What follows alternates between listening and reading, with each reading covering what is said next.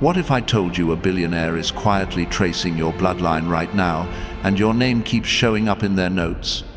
What if they are not scouting your resume, your GPA, or your social media, but the pattern of your heart? Imagine someone with unlimited resources looking for a true heir, not just a beneficiary. Would you be ready to receive the keys to a house you did not build, fields you did not plant, accounts you did not open? More important, would you be worthy by the standard that matters most to God? You did not stumble into this video by luck. There is a reason your path crossed these words. You have felt it for a while, that tug that says you were not born for ordinary, not born just to punch a clock, pay bills, and leave behind tired excuses. You were born to steward something. You were born to carry a name. And if that stirs you even a little, lean in. Because the inheritance in front of you is older than your family last name and stronger than the fear you never say out loud. Listen to this promise etched in Scripture.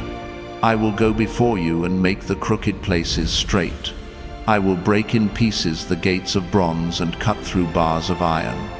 I will give you the treasures of darkness and hidden riches of secret places, that you may know that I, the Lord, call you by name.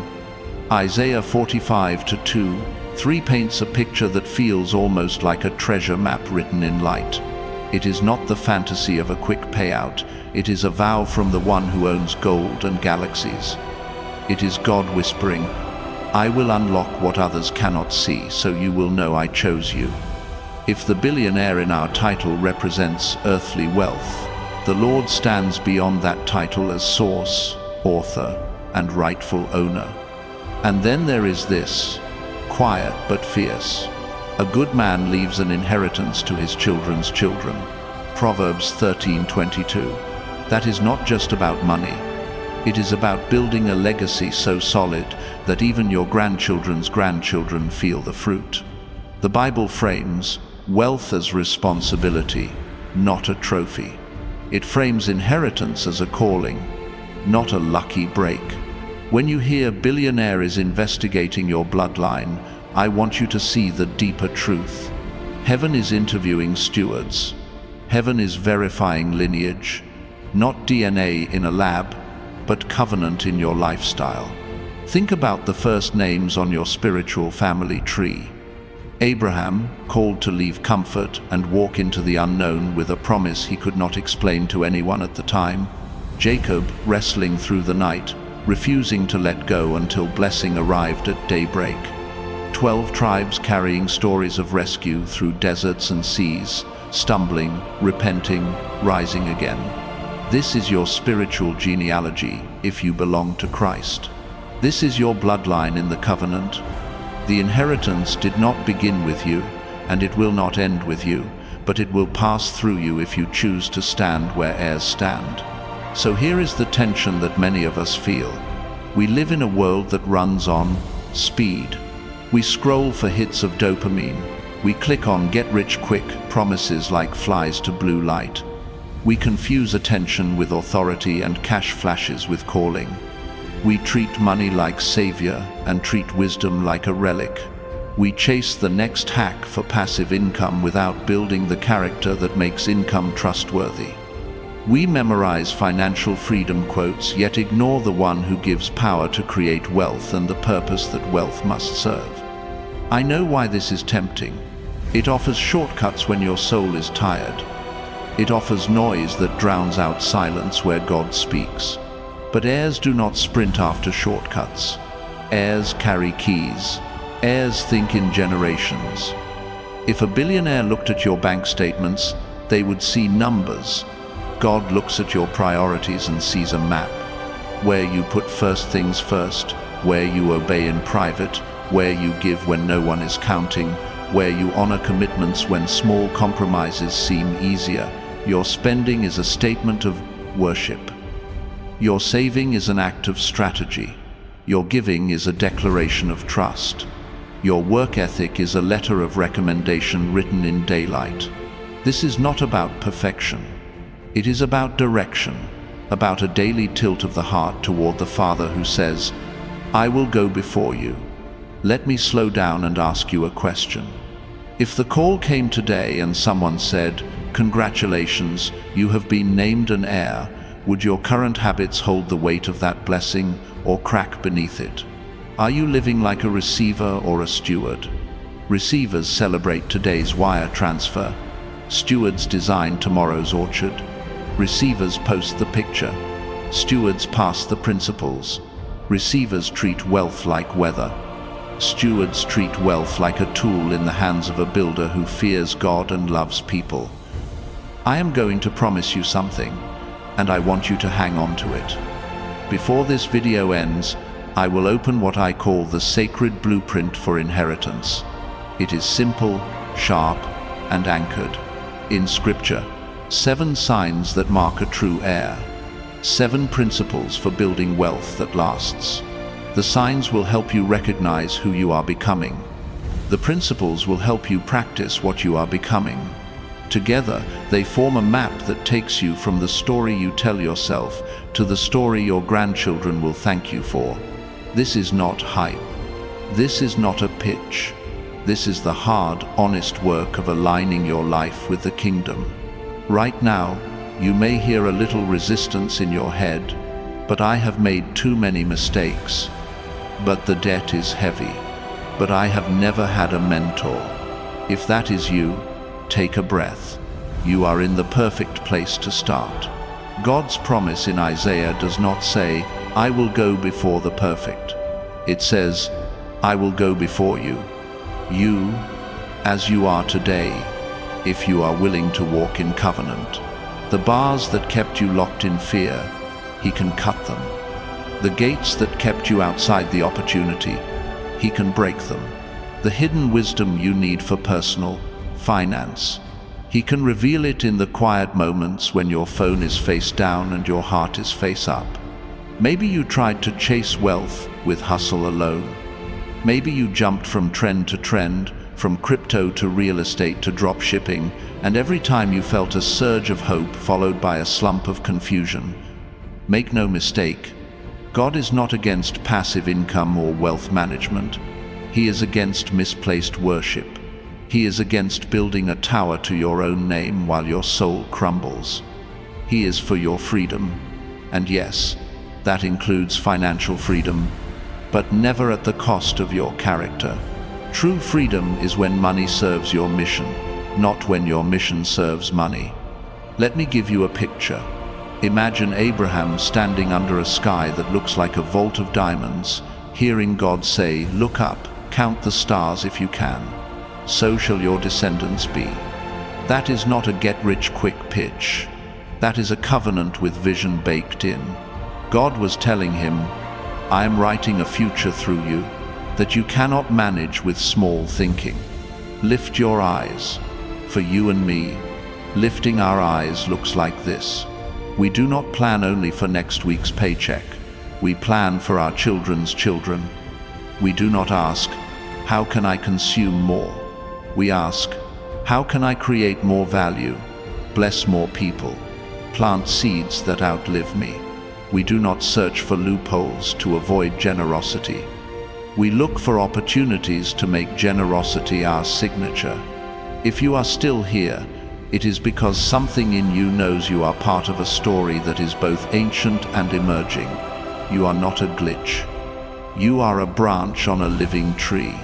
Jacob wrestled for a blessing and walked with a limp that reminded him of the night he refused to give up. You may have your own limp, a reminder of battles you would rather forget. But listen, an heir is not someone who never fell. An heir is someone who refuses to live on the ground. I want to talk to the part of you that feels invisible. The algorithm does not always reward what is holy. Your family may not have affirmed your hunger for more than survival. You might have heard, "Who do you think you are?" or "Stay in your lane." But God calls you by name. Isaiah says, "The hidden treasures are given, so you will know that.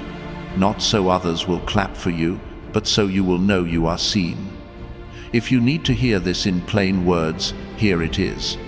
You are chosen to steward, not chosen to stunt. You are chosen to carry blessing that turns into bread for the hungry, wisdom for the confused, jobs for the unemployed, homes for kids who need stability, and hope for people who forgot how to pray. There is also a warning here, because love tells the truth. The frantic chase for overnight success will not just exhaust you, it will break you in places that take more than money to heal. The quick flip replaces patience with panic. The obsession with the next big thing trains your brain to despise consistency. You are not meant to live at the mercy of every trending promise. You are meant to live by principles that made kings wise and widows brave. When you step into that lineage, you stop asking, "Will I get lucky?" and start asking, "Will I be faithful?" Money is not your savior. Jesus is. Money is a tool. When you treat a tool like a god, it becomes a chain. When you treat a tool like a tool, it becomes a seed, a shelter, a bridge. Wealth management is not a cold spreadsheet for robots. It is worship in numbers. It is love on a ledger. It is designing systems that help you keep your word to your future and your neighbor. It is learning to breathe again because you have margin. It is setting up your life so that giving is not an afterthought, but a first thought. Before we walk the blueprint, I want to invite you into a simple act of faith. If something in you is saying, "This is for me," do two things now. Tap like to put your name on the roll of those who choose to live as heirs and not as hustlers. Then subscribe to join thousands of chosen one souls traveling this path together, people who are hungry for holy ambition and clean hands. And if you want to mark this moment with a sign, drop 777 inches the comments, not as magic, but as agreement. There is power when people of faith speak together, when prayers and commitments rise at the same time. Let the comment section be a sanctuary where your declaration finds echoes. Here is what is coming in the next minutes. I will show you 7 signs that identify a true heir in the kingdom. These are not theories. They are traits found in Abraham, in Joseph, in Ruth, in David, in Esther, in Solomon, and in the unseen faithful who ran their race well. Then I will put 7 principles in your hands for building wealth that lasts without losing your soul. You will hear how to organize your personal finance so that peace becomes your normal and fear becomes the visitor. You will learn how passive income can be a servant, not a master. You will learn how to make decisions that align with purpose when everyone else is chasing noise. And you will learn how to carry blessing with both hands, gratitude in one and responsibility in the other. Let me say this plainly. The billionaire theme in our title is a mirror. It reflects the world's best version of power. But your Father in heaven is not investigating to find flaws and disqualify you. He is searching to form you and entrust you. He goes before you, straightening paths you could never fix with effort alone. He hands you keys to doors you could never pick with hustle. He points out treasures you would never see by scrolling. He calls you heir not because you earned it, but because Christ earned it and brought you into the family by grace. That grace is not an excuse to be passive. It is the fuel to become faithful. So take one more breath. The past and its noise can keep shouting from the hallway, but we are closing the door now. This is your quiet place for a few moments. Put your heart on the table. Let Scripture read you while you read it. Let promise rearrange your priorities. If you have ever wanted a mentor who cares about your eternity and your economy, welcome. If you have ever wanted a map for wealth that does not corrupt your heart, you are exactly where you need to be. And if you are ready to honor your true bloodline, say it with me in your own way. I am an heir. I am a steward. I will leave an inheritance to my children's children. I will trust the Lord who goes before me. We are about to open the sacred blueprint. 7 signs of an heir. 7 principles of lasting wealth. The next page is not about hype. It is about holy clarity. Stay with me. The map is already in your hand. Let us step into the story that explains why the word heir is not hype for you, it is heritage. Picture a camp at the edge of the unknown. A man named Abram hears a voice that is older than mountains and clearer than daylight. Go from your country, from your family, from your father's house, to the land that I will show you. I will make you into a great nation. I will bless you. I will make your name great, and you will be a blessing. That is Genesis 12, the opening chord of a covenant that still rings in our time. God does not pitch a shortcut. He offers a relationship. He does not promise a quick flip. He promises a future that will bless many. This is where your line begins if you belong to Christ. Not with luck, not with hustle, but with a God who calls and a person who says yes. Years pass. Promises tested by silence are the hardest to carry. In Genesis 15, God brings Abram outside and tells him to look up. Count the stars if you can, so shall your offspring be. Then God cuts covenant, binding himself to his word. Smoke and fire move between the pieces of the sacrifice like a signature in the night. Abram believes, and it is counted to him as righteousness. Faith is not a mood here. It is a decision that anchors identity. The covenant is God's initiative, but the man becomes a participant through trust. That is the DNA of an heir. Yet the human heart is impatient. In the waiting room between promise and fulfillment, Sarah proposes a workaround. Take Hagar, build a family through her, make the promise happen with our own hands. Ishmael is born, a real boy, loved by God, yet not the child of the promise. Later in Genesis 17 and 18, God repeats that the covenant line will come through Isaac, the son Sarah will bear in her old age. Time passes again, and then in Genesis 21, the child of promise arrives. The lesson is sharp and tender at the same time. Not every solution your stress invents is a strategy from heaven. Not every open door is an assignment. Some are exit signs from patience. Why does this matter for your money, your calling, your future? Because heirs do not manufacture destiny with shortcuts.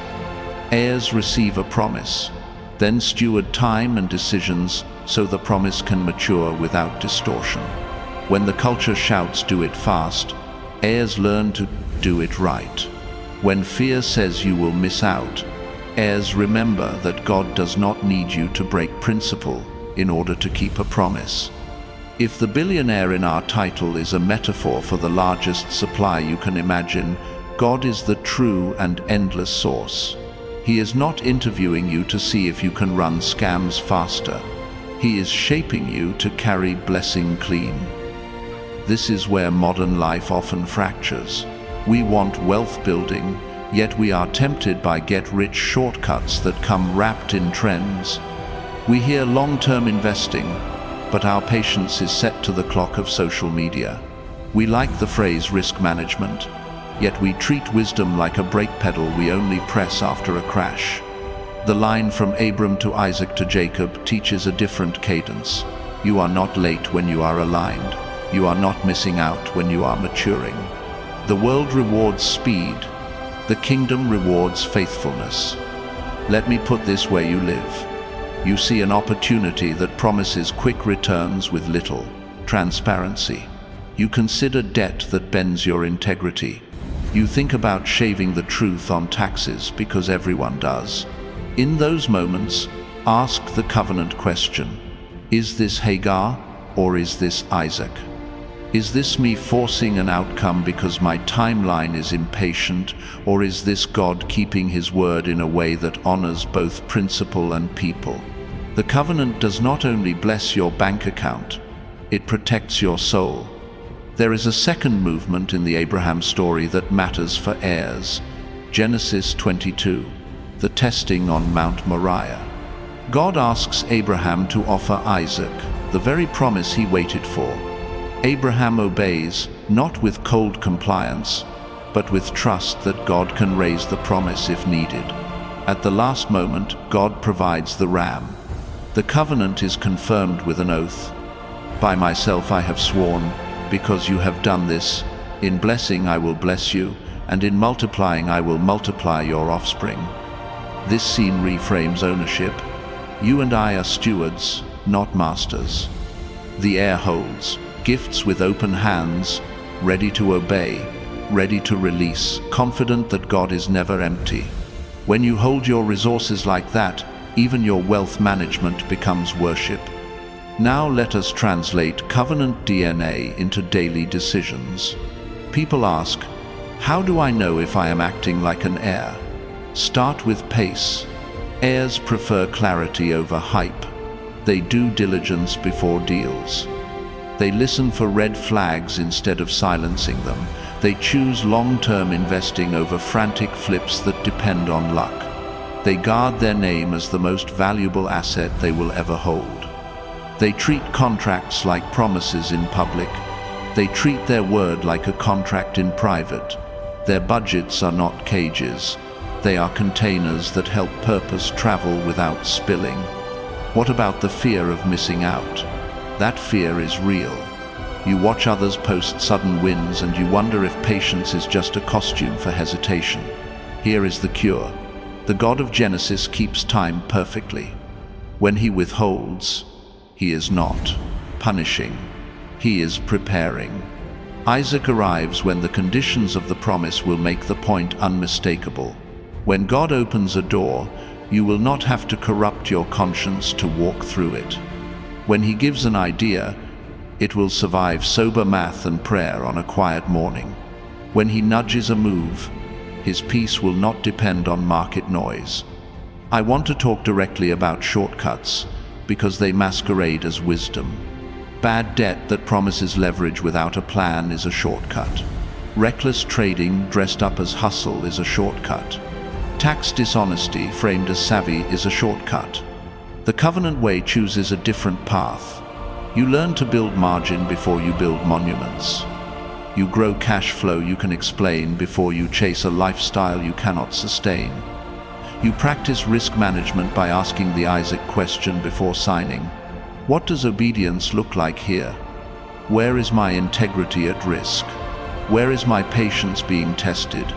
If I had to explain this to my children's children, would I be proud? This is not an invitation to fear. It is an invitation to courage that holds the line. Abraham had to leave. He had to say yes to a future he did not yet see. Obedience is active. It builds, plants, studies, launches, invests, but it does so with a compass, not a stopwatch. Your career decisions can be bold and clean at the same time. Your ventures can be ambitious and ethical at the same time. Your portfolio can aim for growth while honoring principles that keep your heart alive. Here is a picture you can use every week. You sit with your numbers and you open the word first. You ask for wisdom the way Solomon asked, and God delights to give it. You set your plan for wealth building with a horizon that outlives the current cycle. You design long-term investing moves that you can hold through noise because they are aligned with your risk profile and values. You build a real risk management plan that answers what if without living in what if. You write it down. You share it with someone who will tell you the truth. This is not romantic, but it is royal. Kings and queens plan. Heirs guard the gates. Let me hand you something to hold as we move forward. Think of 3 documents that establish an inheritance in the visible world. Identity documents prove who you are. Agreements define how the estate is handled. Purpose statements direct where the resources go. In the kingdom, you have 3 spiritual documents that function the same way. First is identity. You are in Christ, adopted, beloved, called, not hustling for a last name but living from one. Second is discipline.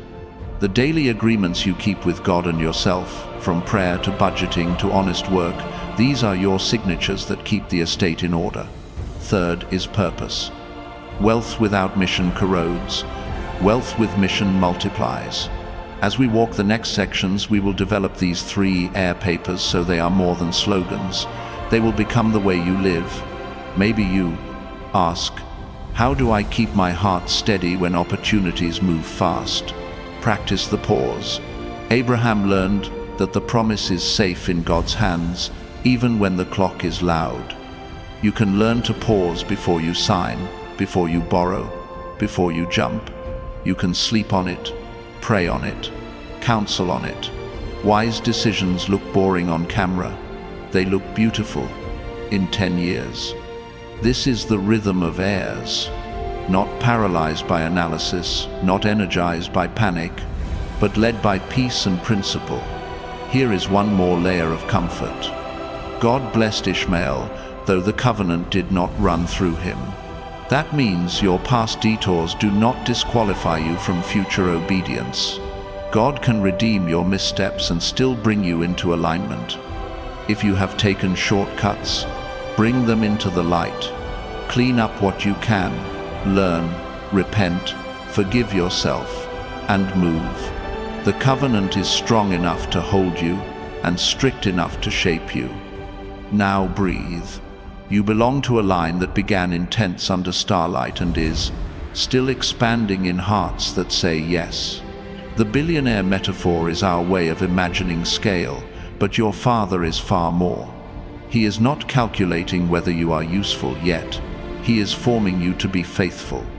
He is not rushing you to keep up with noise. He is teaching you to walk with him so your steps carry weight. If this resonates, mark your moment. Comment 888 if you believe identity comes before income, character before cash, calling before comfort. It is not superstition. It is agreement. It is a way of saying, I choose the Isaac path. I choose covenant timing. I choose clean hands and bold moves. As you type it, pray under your breath. Lord, align my heart with your pace. Teach me to wait well and work well. Make me an heir who builds for children's children. We will soon map those 3 Heir papers in detail. Identity that settles you, discipline that structures you, and purpose that sends you. We will show how they turn into concrete practices for personal finance. We will connect them to habits that support wealth building without sacrificing your soul. We will craft a long-term investing posture you can hold through storms. We will build a risk management plan that lets you sleep at night and serve by day. Stay close. The same God who brought Abraham outside and said, "Look up," is bringing you into a wider sky. Picture a young man ripped from home, sold by his brothers, dragged across sand by a caravan that did not care about his dreams. That is where Joseph's story begins in Genesis 37. Not in a boardroom, not in a palace, but in a pit. Then slavery in Potiphar's house, where he learns to run an estate that does not belong to him. Then a wrongful accusation and prison, where he learns the discipline of managing what little he has left. Through it all, he keeps doing one thing most people quit on. He stewards. He treats responsibility as sacred in every season. That is the hinge that swings the story from chains to command. When Pharaoh calls him up, in Genesis 41, to interpret a dream no one else can explain, Joseph does more than decode symbols. He presents a full plan. 7 years of plenty are coming, followed by 7 years of famine. Appoint a wise administrator. Collect a fifth of the harvest during the good years. Build storage cities. Track everything. Then distribute during scarcity with integrity. Joseph walks into the room as a prisoner and walks out as a chief operating officer of a nation because he brings method, not magic. This is where hope stops being vague and becomes a system. God did not put Joseph at the top to vibe. He put him there to manage risk and secure people's future. 7-year thinking is not superstition. It is stewardship. Abundance and scarcity both visit every economy and every personal budget. Heirs learn to win in both. Let us break down Joseph's crisis management playbook into moves you can run this year. First, forecast with humility. Joseph does not pretend he can control weather or markets. He accepts cycles and plans accordingly. For you, that means writing a plan that assumes seasons, promotions and pay cuts, bull runs and corrections, cheap money and high rates. Your plan should not crumble when the wind changes. It should flex. Second, set aside during plenty. Joseph proposes 20% during the good years. Not because saving is trendy, but because the math of survival and service demands margin. In your world, that means you move from wishing to automation. You set up transfers the moment income hits, not after feelings settle. 10% to giving, 20% to growth and reserves, live on 70%. That the 20th of October 2070 rhythm looks simple on paper, but it will rewire your future if you honor it month after month. The tithe anchors your heart. The 20% grows your capacity. The 70% teaches contentment and creativity. Third, build storage. Joseph does not leave grain in fields where weather can reclaim it and thieves can steal it. He builds granaries, infrastructure, and systems. Your financial granaries are accounts with purpose. Emergency fund first. Aim for 1 month of essential expenses, then 3 months, then 6. When the world calls it boring, heirs call it freedom. Label the account emergency fund and do not touch it for convenience. Your other storage sites are sinking funds for known future costs, a brokerage for long-term investing, and retirement accounts you consistently fund. Boring storage beats exciting regret. Fourth, implement transparent measurement. Genesis 41 hints at detailed collection and later distribution by measure. There is no black box. You need a simple but honest dashboard. Budgeting that tracks cash flow without fantasy. A weekly money meeting, even if it is just you and a notebook, where you reconcile what you planned with what happened. Track your savings rate.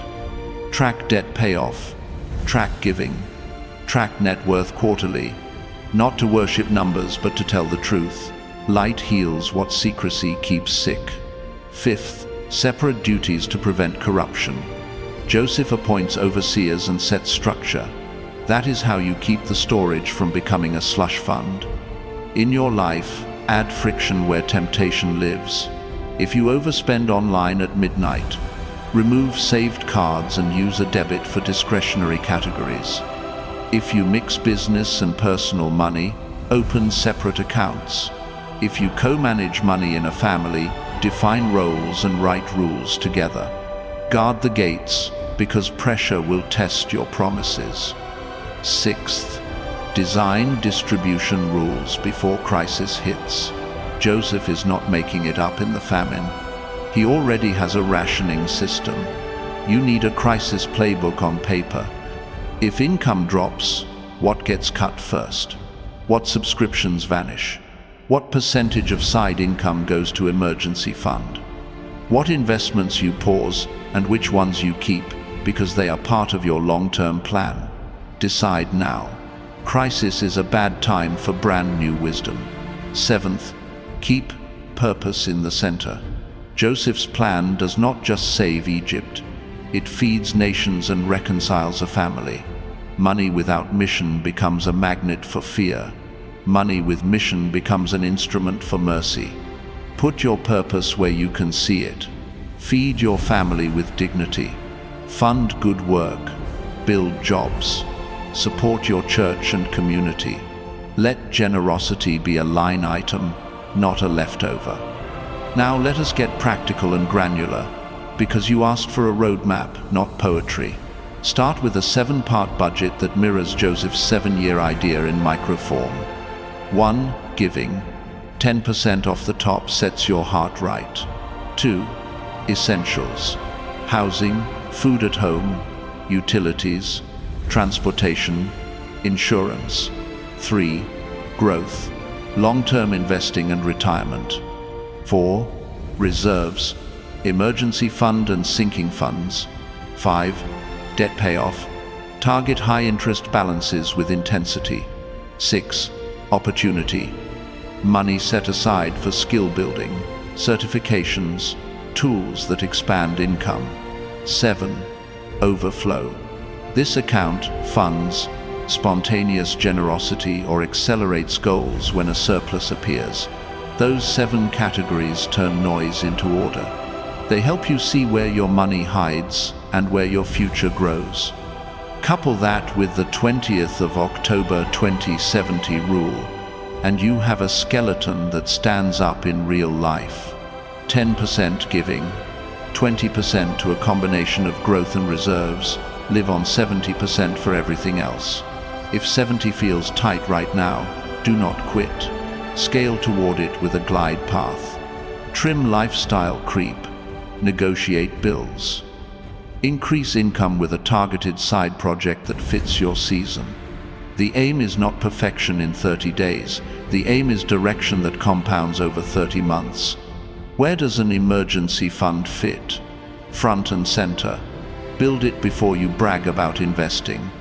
It is your first inflation hedge for real life, because panic purchases and high-interest debt are the most expensive inflation you will ever pay. Start with a starter emergency fund, maybe $1,000 to $2,000 depending on your city. Then climb to 1 month of essentials. Then 3. Your investments will thank you in the next downturn because you will not be forced to sell at the wrong time. Your relationships will thank you because margin lowers conflict. Your sleep will thank you because fear loses leverage when you have cash reserves. About FOMO. The famine in Joseph's story was not a social trend. It was real scarcity that punished unprepared hearts. FOMO is the counterfeit famine. It screams at you to buy things you do not understand with money you cannot spare on a timeline you did not set. Heirs learn to breathe through the siren. They review their plan. They ask, does this fit my risk profile? Does this investment have fundamentals, transparency, and time on my side? If the answer is no, they sit out. The market will still be here when your wisdom grows. Your most important multiplier is not a hot pick. It is consistent contributions over time and the discipline to hold through noise. Joseph also models leadership under pressure. He communicates clearly. He organizes supply chains. He plans logistics. He refuses corruption. Translate that to your household or business.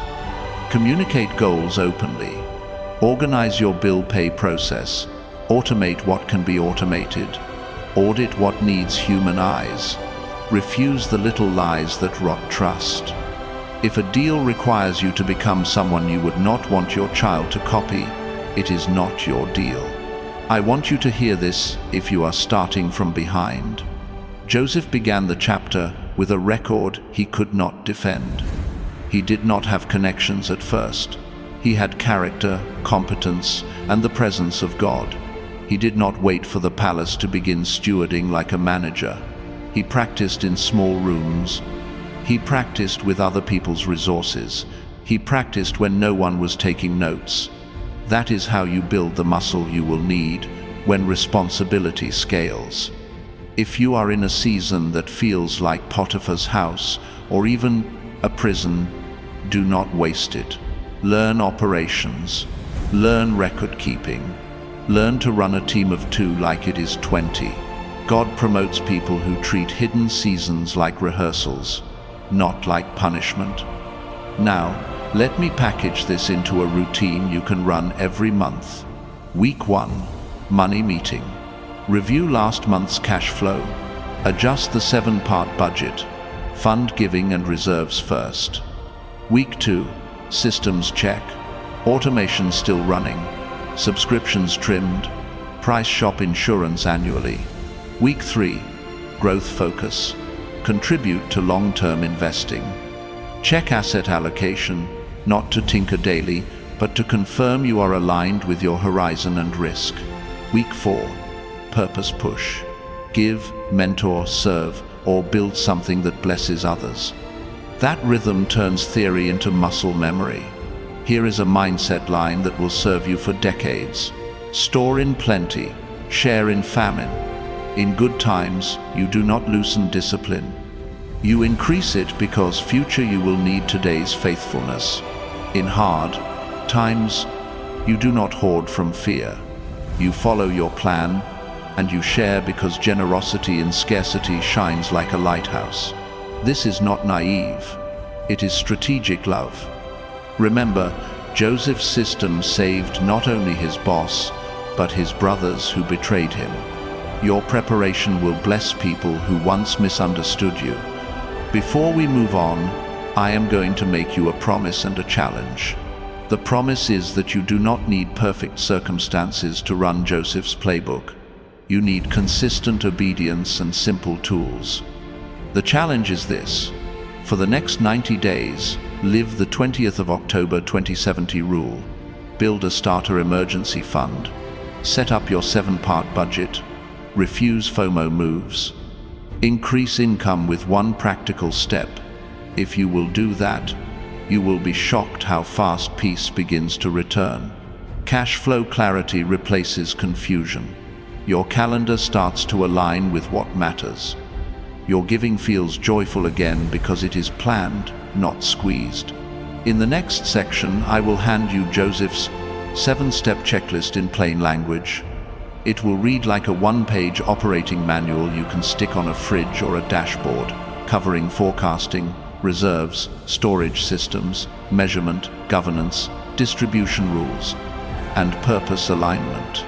It will be sharp, fast, and ready to use. For now, if this section stirred a decision in you, hit like to mark the day you decided to set aside in plenty years. It is not about impressing anyone, it is about putting a stake in the ground. Then take one action in the next hour. Open an emergency fund account if you do not have one. Cancel one subscription that leaks your future. Set one automatic transfer toward reserves. Small hinges swing big doors. You are not a victim of markets. You are a steward in a kingdom that taught crisis management long before modern textbooks. Joseph walked from pit to palace by carrying wisdom through every season. You can walk from chaos to clarity the same way. You are an heir. Build like one. Picture a young widow, waking before sunrise with nothing in her hands except loyalty and a strange kind of courage. Ruth stands on the edge of a field that is not hers, in a town that barely knows her name. She is a foreigner in Bethlehem, a Moabite who chose to cling to Naomi when the easier choice was to go home. Where you go, I will go. Your people will be my people. Your God, my God. That vow in Ruth chapter 1 is not poetry for weddings alone. It is a strategic relocation guided by faith. It is a move into a new environment, a new community, a new destiny. By the time Ruth steps into the barley fields in chapter 2, her plan is simple. She will glean. In Israel, God had written justice into the harvest itself. Landowners were commanded to leave the edges and the fallen stalks for the poor and the foreigner. It was both compassion and policy. It protected dignity. No one had to beg. They could work with their own hands and go home with grain. Ruth asks permission to glean behind the reapers, and Providence places her in the field of Boaz, a man of standing who lives his faith in public. He notices her not because she is loud, but because her loyalty and work ethic speak. He tells his men to let her work in peace. He invites her to drink. He instructs them to pull out some stalks on purpose so she will gather more. Favor and effort start to link arms. This is the art of showing up in the right field, near the right person, at the right time. Ruth does not break in. She does not manipulate. She does the small thing with holy focus. She honors the rule of the field. She keeps her head down and her spirit up. She works until evening and then threshes what she collected. She goes home to Naomi with more than anyone expected from a day of gleaning. One day leads to another. Trust builds. Reputation compounds. Networking in the kingdom is not a room full of business cards. It is faithfulness that becomes visible to people who steward influence. Let us slow that down and translate it into your world. Many of you ask, where do I need to be seen? Ruth shows you. Choose an environment where God's values are embedded, not only in slogans but in systems. Choose a community where the strong do not trample the weak, where leaders protect boundaries, and where generosity has policies attached. Choose mentors who notice character more than clout. Then do the small assignments with excellence. The field you choose will either multiply your effort or multiply your frustration.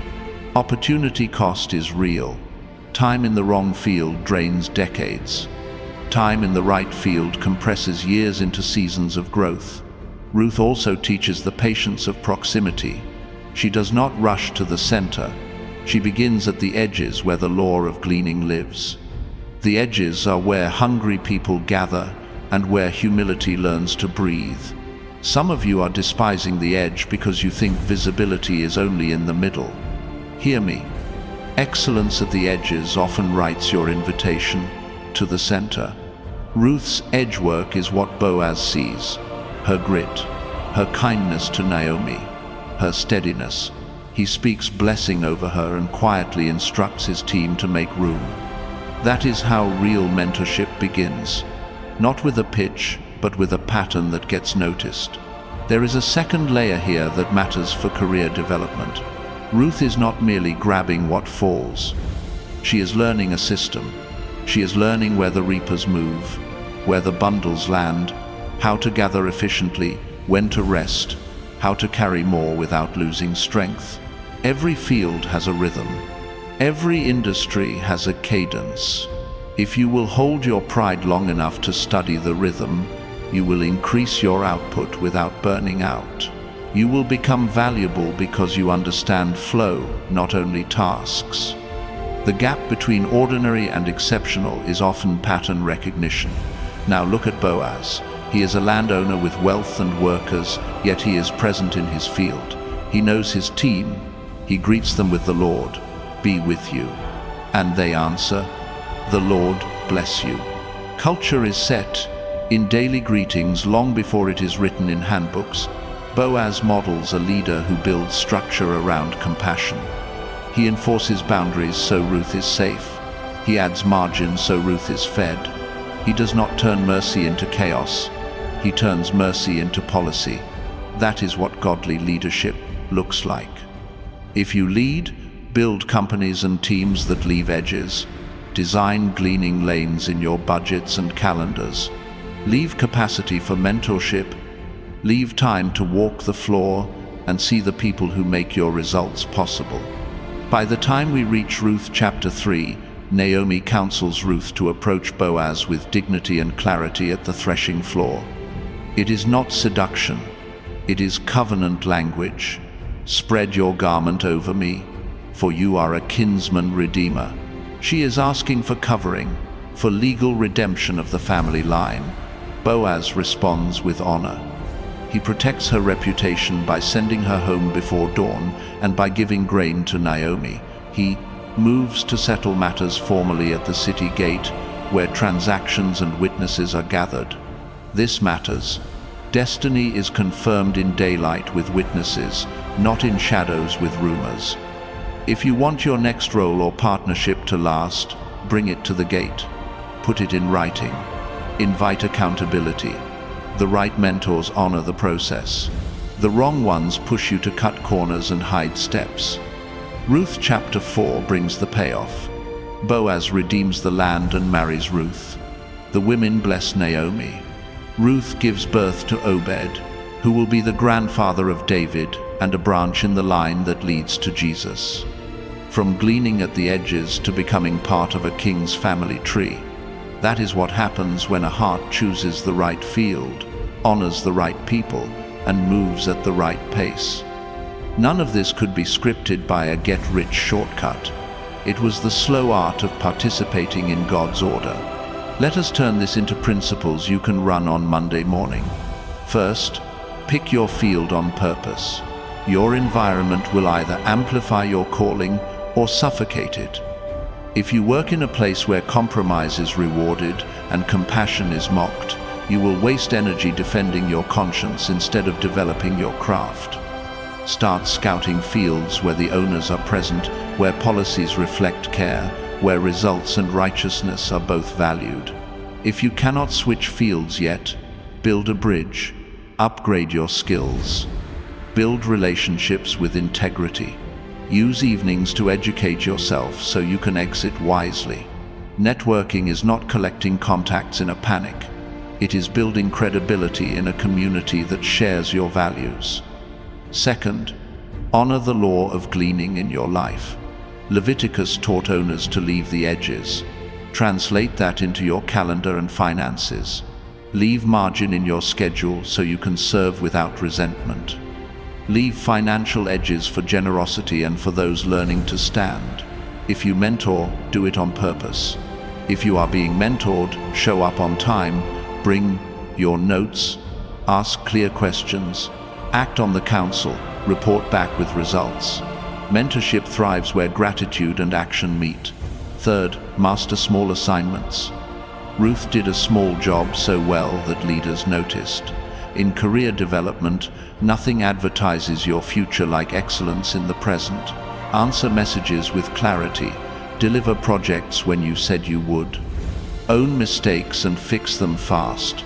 Document your work so others can build on it. These are quiet habits. They make noise over time. Fourth, guard bridges. The book of Ruth is a story of bridges. Ruth to Naomi. Ruth to Boaz. Boaz to the elders at the gate. Naomi to her community. Bridges carry blessing. Do not burn them with pride, gossip, or impatience. If you must leave a job or a partnership, leave clean. Thank people in writing. Hand off projects well. Refuse to poison wells with bitterness. People talk. So does your character. Fifth, say yes to community that feels like family on mission, not just a club. Ruth did. Not just marry Boaz. She married into a people, into a mission to rebuild a family line that had been cut by loss. Your career and business choices should tie into a story bigger than you.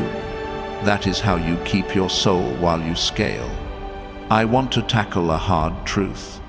Some of you are rejecting the small step in front of you because you believe your calling deserves the center stage immediately. You scroll past edge work and call it beneath you. You want to be discovered, yet you refuse to be dependable. The field will not reward that posture. The field rewards people who turn gleaning into craft. The field hears footsteps of the faithful and invites them closer. If you are wondering how to find a Boaz in your industry, start by becoming the kind of person Boaz trusts. Be the one who protects the vulnerable. Be the one who follows instructions without losing initiative. Be the one who brings good questions instead of lazy complaints. Then, look for leaders who are present in their fields, who treat people like image bearers, who build processes that reflect mercy and order at the same time. Those are safe mentors. Those are safe partnerships. That is networking that does not rot your spirit. Let us name the traps that steal Ruth like momentum. Burning bridges when you are offended. Staying in toxic environments because the paycheck is comfortable. Refusing small jobs because they do not match your dream title. These traps cost more than money. They cost you time, relationships, and open doors. Opportunity cost is not an abstract term. It is a ledger of lost seasons and delayed fruit. When you resist these traps, you are not being weak. You are being strategic in a holy way. Here is a practical practice for the next 30 days. Each week, identify one field, one person, and one time window. Field means a space where your values and gifts can serve and grow. Person means someone who models what you hope to become. Time window means a consistent slot you dedicate to being present and excellent there. 4 weeks of focused presence in the right environment will do more for your career than 40 scattered hours in places that drain you. Send a concise message to a potential mentor. Share the problem you are solving, the step you are taking, and the single question you are wrestling with. Then, honor their time with action. Before we close this section, I want to honor Naomi. She felt bitter in chapter 1. She changed her name to Mara, yet she still coached Ruth with wisdom at the threshing floor and at the gate. Some of the people who will guide your steps may still be healing. Do not dismiss their counsel because they walk with a limp. Often the best mentorship comes from those who have buried dreams and still teach others to hope. Receive that gift. Become that gift for someone else when your season turns. In a moment, I will hand you the Ruth checklist for environment and mentors. It will help you evaluate a workplace or a community in counter minutes. It will help you spot safe leaders and dangerous counterfeits. It will help you pace your approach so dignity and clarity walk together. But before we do that, I want to invite you to mark your own relocation. If you are ready to change your field, your circle, or your pace, write this in the comments. Grateful to God. Let that be your prayer and your plan in one sentence. Gratitude makes room. God lifts those who move with thankfulness and truth. Ruth began at the edge with nothing but resolve. She ended in a lineage that changed history. That is not a fairy tale. That is the math of faith plus environment plus steady work. Choose your field with purpose. Build community with integrity. Take small steps with excellence. Let mentors find you faithful at the edges and lead you toward the center at the right time. Networking is holy when it puts people over clout and service over status. Mentorship is holy when it protects innocence and multiplies wisdom. Career development becomes discipleship when you treat your craft as an offering. Opportunity cost becomes opportunity captured when your yes is aimed at the right harvest. You are not invisible. You are early. The field is waiting. The Lord of the harvest has already written mercy into its edges. Show up. Gather what others leave, because they are too busy to bend. Learn the rhythm. Honor the people who keep the gates. Speak clearly when it is time to step forward, and watch how providence takes a day of gleaning and turns it into a lifetime of legacy. He was not the obvious choice. He did not look like a king. He smelled like the hillside and the flock. When the prophet arrived at Jesse's house in 1 Samuel 16, everyone thought the crown would fit one of the older brothers. But the Lord said he does not look at the things people look at. People look at the outward appearance. The Lord looks at the heart. So they called the youngest from the field. David walked in from the quiet place where he had been practicing faithfulness with no audience. Oil ran down his head, and the Spirit of the Lord came upon him in power. The scene is simple, but it holds a pattern that can shape your life. Favor often finds you while you are working your post, not while you are chasing a platform. Between the anointing and the giant, there is a long hallway most people skip in their minds. David kept tending sheep. He learned the terrain. He learned the weather. He learned the moods of animals and the methods of predators. When a lion came, he ran toward it. When a bear came, he ran toward it. He did not call a meeting. He did not write a poem about courage. He grabbed what he had and fought. That matters because Goliath was not the first battle. Goliath was the public version of private discipline. Heirs grow dangerous in the secret place. By 1 Samuel 17, the battlefield in the valley of Elah is a stage for fear. Goliath is massive, armored, loud. He mocks the army of Israel day after day. The men count risk. They calculate odds. They freeze. David arrives with bread and questions. Who is this uncircumcised Philistine that he should defy the armies of the living God? That line reveals David's lens. He measures the giant against God, not against himself. Strategy begins with perspective. If you frame your life by fear, you will outsource your destiny to whatever shouts the loudest. If you frame your life by covenant, you will see the assignment inside the intimidation. Let us get practical. The giants you face do not carry spears, they carry statements. You will always be in debt. You will always be late. You will always be less. Debt, delay, and doubt stand in the valley and talk loud. If you want to win, you need what David had: clear positioning, the right weapons, and quiet discipline. First, positioning. David does not accept borrowed identity. He does not chase the clout of the brothers who look the part. He does not try to sound like them. He names the reality and names his role. He is a shepherd who knows how to protect what is entrusted to him. That is competitive advantage.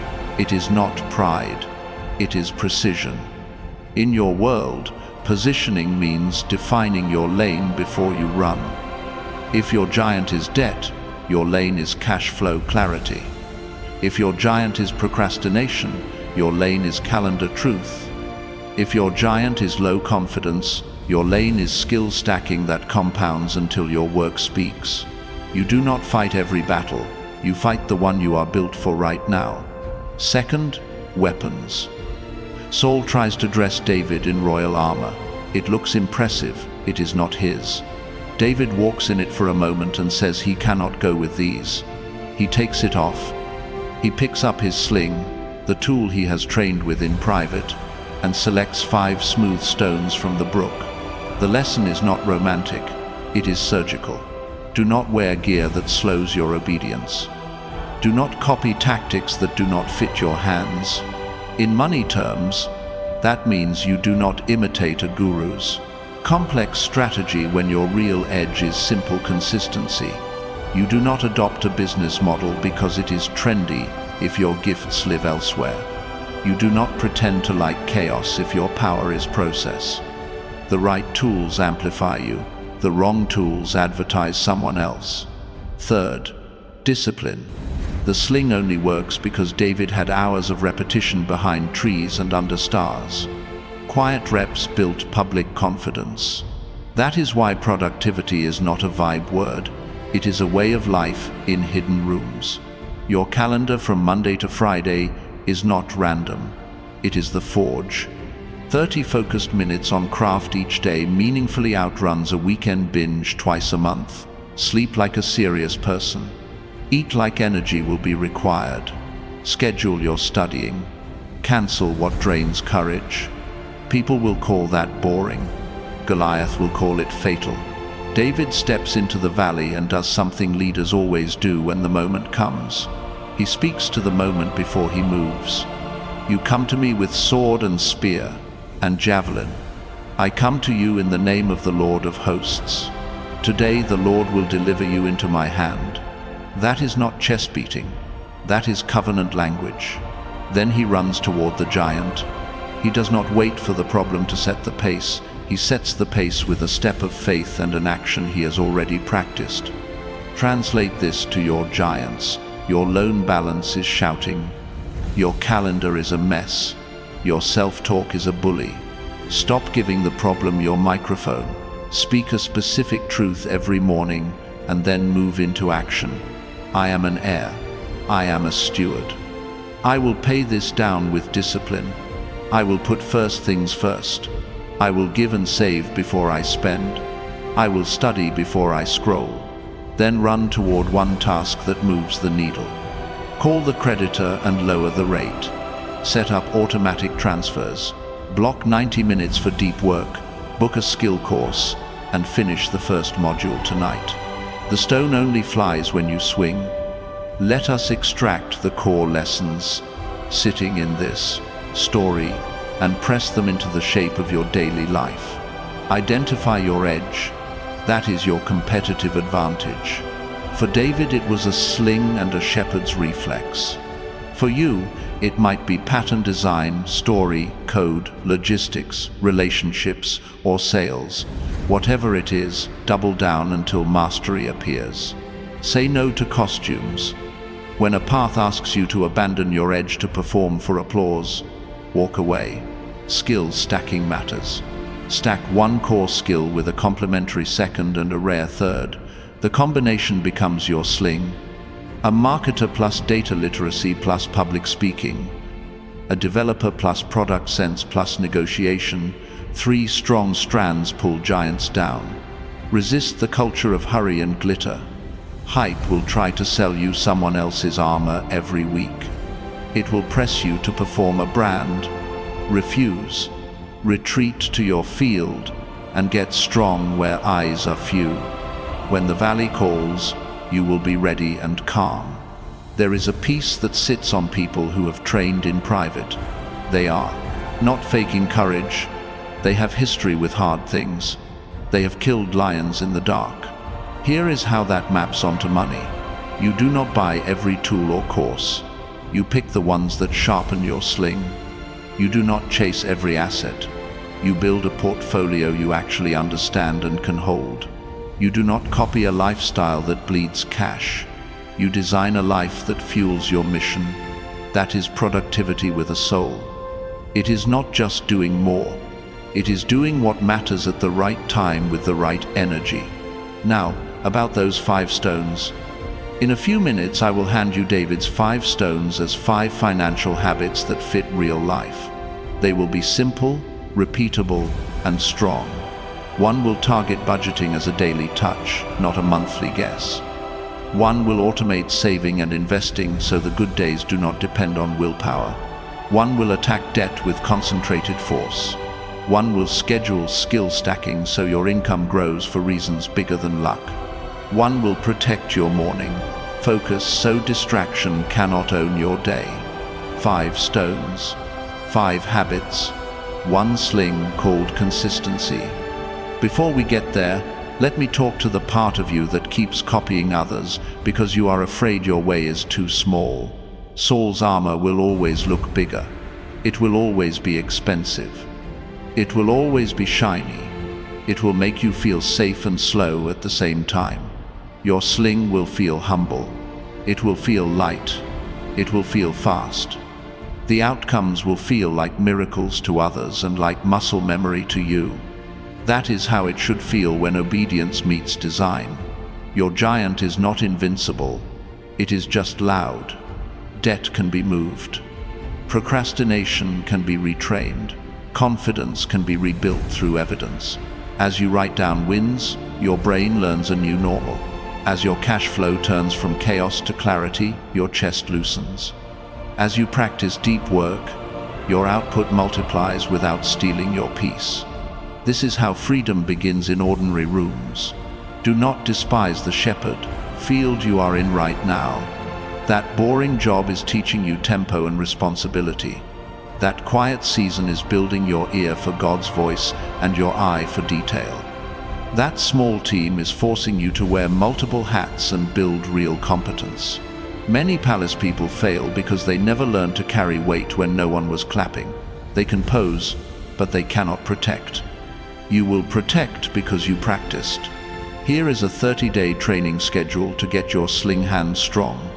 Week 1, inventory your giants and write a simple battle plan for each.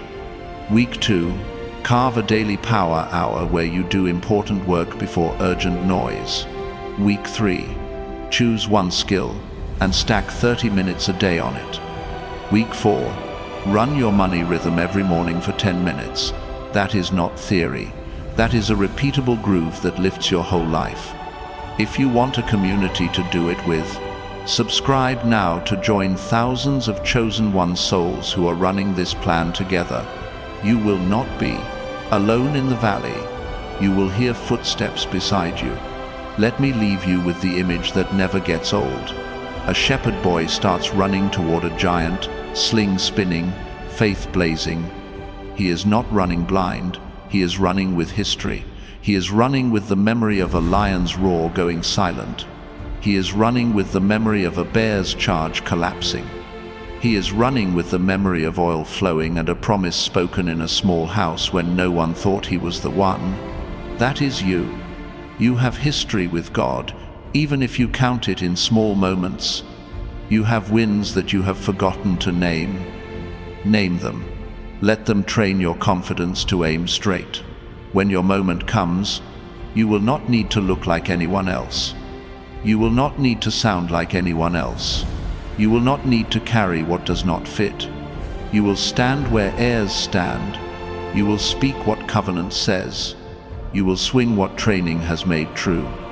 And the thing that shouted at you for years will fall forward on its face. In the next section, we will place David's 5 stones in your hand as 5 habits you can start tonight. They will fit in your pocket and change your future. Until then, choose your lane with clarity, choose your weapons with humility, and choose your discipline with joy.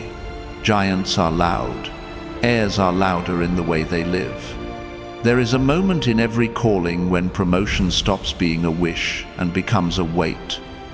Esther felt it in a palace that was not built for her, with rules designed to silence people like her. The book opens with a party in Esther 1 where power shows off and Queen Vashti refuses a demeaning command. Fallout ripples through the empire. Later, Esther is chosen in a beauty search she did not design. She carries 2 truths at once. She is favored by the king, and she is a foreigner among her own people. That tension is where real leadership is forged, not in safety but in stewardship. When Haman plots to erase her people, the test becomes clear. Esther will not win by noise. She will win by wisdom, courage, and timing. Mordecai sends a message that cuts through every excuse. Who knows if you have come to the kingdom for such a time as this? Esther replies with a plan. Gather the Jews. Fast with me for 3 days. I and my maidens will fast as well.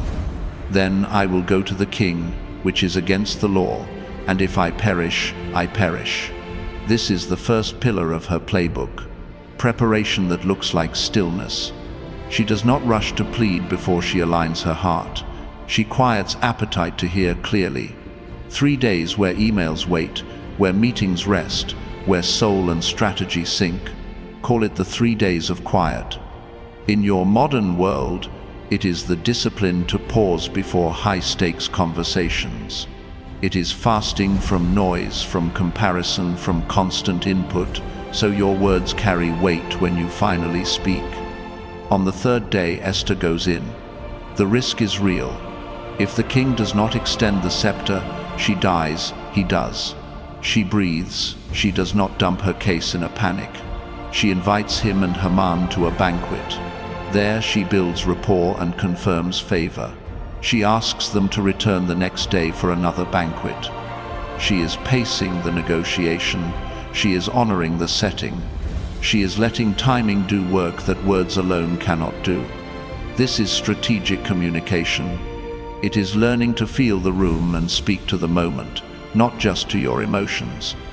It is leadership that uses patience like a tool. By the 2nd banquet, Haman has built a gallows for Mordecai. He thinks he is unstoppable. The king cannot sleep, reads the records, and remembers Mordecai once foiled an assassination plot. Timing again. When Haman walks in to request Mordecai's death, the king asks what should be done for the man the king delights to honor. Haman imagines himself and prescribes a parade. The king orders him to honor Mordecai instead. Pride falls into a trap it set for others. At the banquet, Esther finally names the threat. We have been sold to be destroyed. The king asks, who is he? Esther points.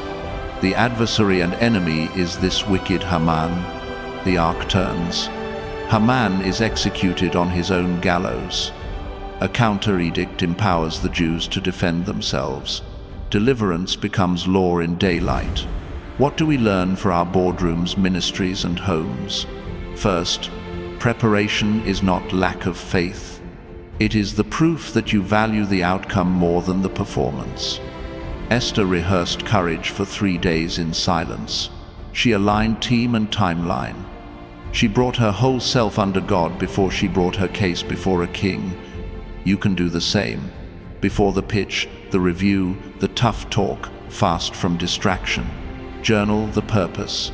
Pray for your counterpart. List facts and separate them from feelings. Decide the one clear ask you will make. When you walk in, you will feel the difference.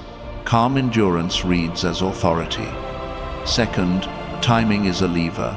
Esther knew that one moment of access did not require one moment of disclosure. She created space for favor to ripen. That is negotiation 101 wrapped in holy wisdom. Sometimes the most strategic move is not to press your full agenda in the first meeting. Build trust. Offer value. Name a simple next step. Leave the door open for the follow-up where the real decision is made. Leadership is a long game. The wise know that patience is not passivity. It is pressure managed by principle. Third, speak to the right person at the right level with the right words. Esther did not whisper about Haman in hallways. She took the truth to the table where decisions happen. Strategic communication is not gossip. It is accuracy matched with courage. It is presenting risk in language leaders must respond to. In your workplace, take your data and your integrity to the actual gatekeepers. Make your case concise. Tie your request to the mission. Ask for a decision, not just sympathy. Write the follow-up in clear sentences. Honor the chain, but do not hide behind it when lives or livelihoods are at stake. Fourth, protect the vulnerable with your influence. Esther used access to shield a people who had none. That is leadership worth following. If your seat gives you authority over hiring, wages, schedules, and safety, treat that seat as a trust. Pay on time. Clarify goals. Correct in private. Credit in public. Stop harassment. Do not just manage its optics. Build pathways for people who learn slower or speak less. Mentorship is not a buzzword. It is an Esther move. Put your name behind someone who has no platform but has evidence of character and craft. Now, let us confront the habits that ruin destinies. Opportunism that smiles at injustice because it benefits you. Compromise that trades truth for access. Using the wrong people because they flatter your ego while rotting your culture. Haman is a cautionary tale for every modern office. He weaponized position. He played the proximity game. He used the king's seal to advance bitterness as if it were policy. Do not hire Hamans. Do not become one. If you inherit one, remove them with documentation and daylight. Culture must be guarded, not performed. Your fear might say, I am not a queen or a king. I am a mid-level manager. I am a new founder. I am a teacher. Esther began as an orphan without leverage. God placed her, Mordecai coached her, and courage completed the assignment. You do not need a crown to practice what she practiced. You need a quiet core, a clean plan, and a commitment to truth. Because you asked for a playbook you can run, here is the Esther Framework 3-3-3 for high-stakes conversations. 3 days of preparation, 3 clarifying questions, 3 live moves in the room. The first 3. Preparation days. Day 1 is alignment. Fast from noise and write your purpose in 1 sentence. What outcome serves people and honors God? Day 2 is evidence. Gather facts, documents, examples. Separate opinion from data. If you are addressing misconduct or a risky project, bring receipts. Day 3 is rehearsal. Practice your ask out loud. Cut filler. Choose phrases that translate across temperaments. Plan 1 generous assumption about the person you will face so your tone stays clean. The second 3. Clarifying questions to answer before you walk in. What is the decision I need today? Who is truly empowered to make it? What is my best alternative if I get a no? Those 3 keep you out of the spiral of vague meetings. They are negotiation anchors that upgrade leadership. When you know your ask, your counterpart, and your alternative, Your spine straightens. You stop grasping. You start leading. The third three. Live moves in the room. Open with honor and clarity. Thank them for the time. Then state your purpose in one breath. Frame the stakes with specificity, not drama. Then listen with discipline. Ask, what concerns you most? Repeat their concern back in neutral words. This earns trust and keeps you from tilting into self-defense. Finally, propose a next step with a deadline. Can we agree to pilot this for 2 weeks and reconvene? Can we put this in writing and confirm by Friday? If the answer is no, close with integrity. I respect your decision. For the record, here are the risks as I see them and the steps I will take within my scope. That is how you leave a room clean.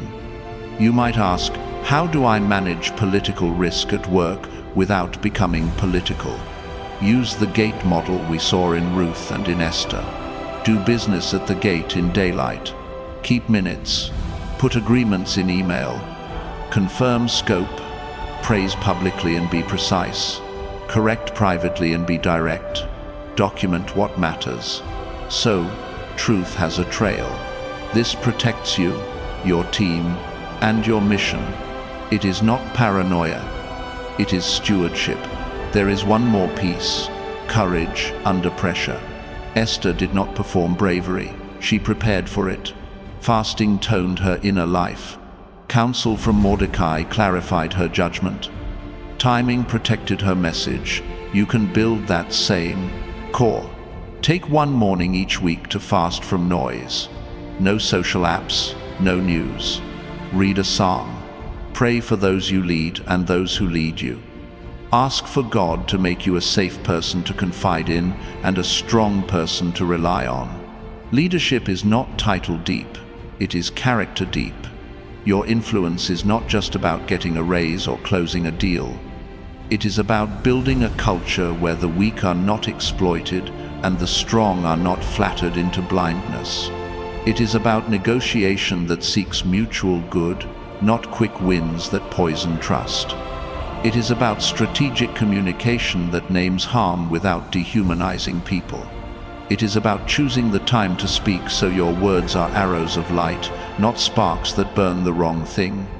If this resonates with the leader in you, mark the moment.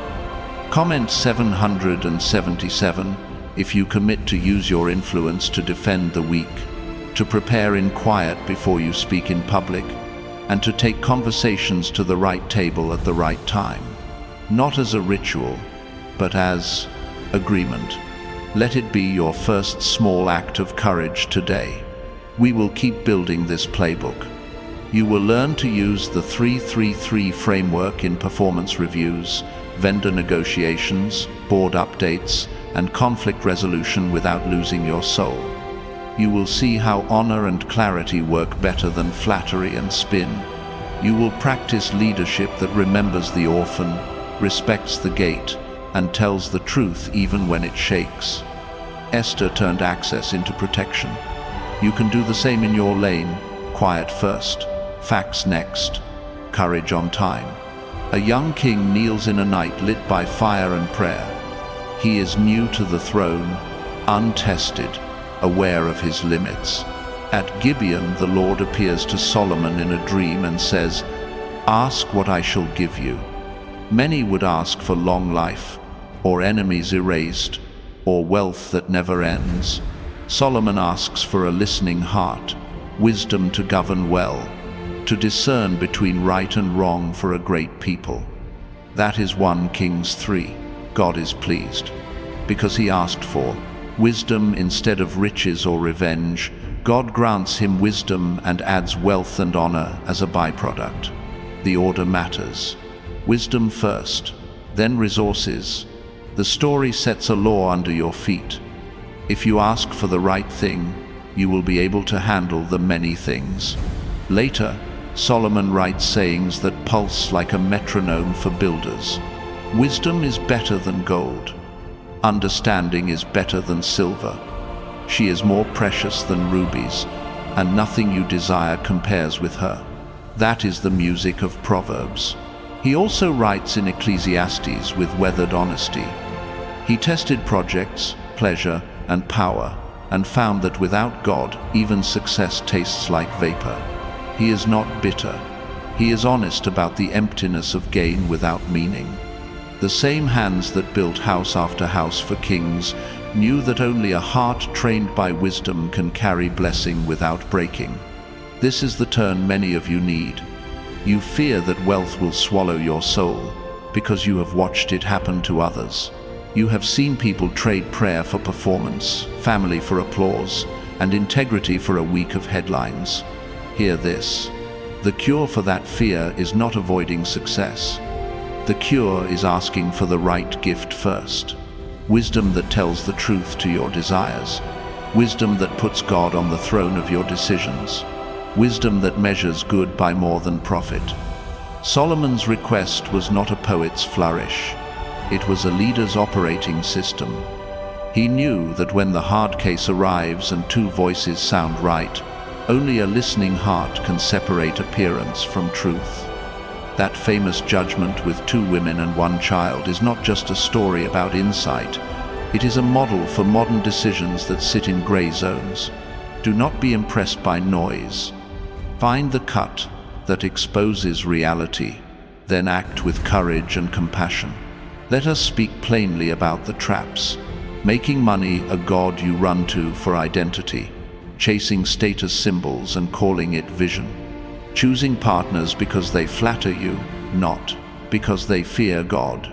These choices look harmless in the moment. They corrode over time. Solomon warned 1,000 ways that desire without discipline becomes a snare. He also taught that humility and counsel are the best risk reducers you will ever find.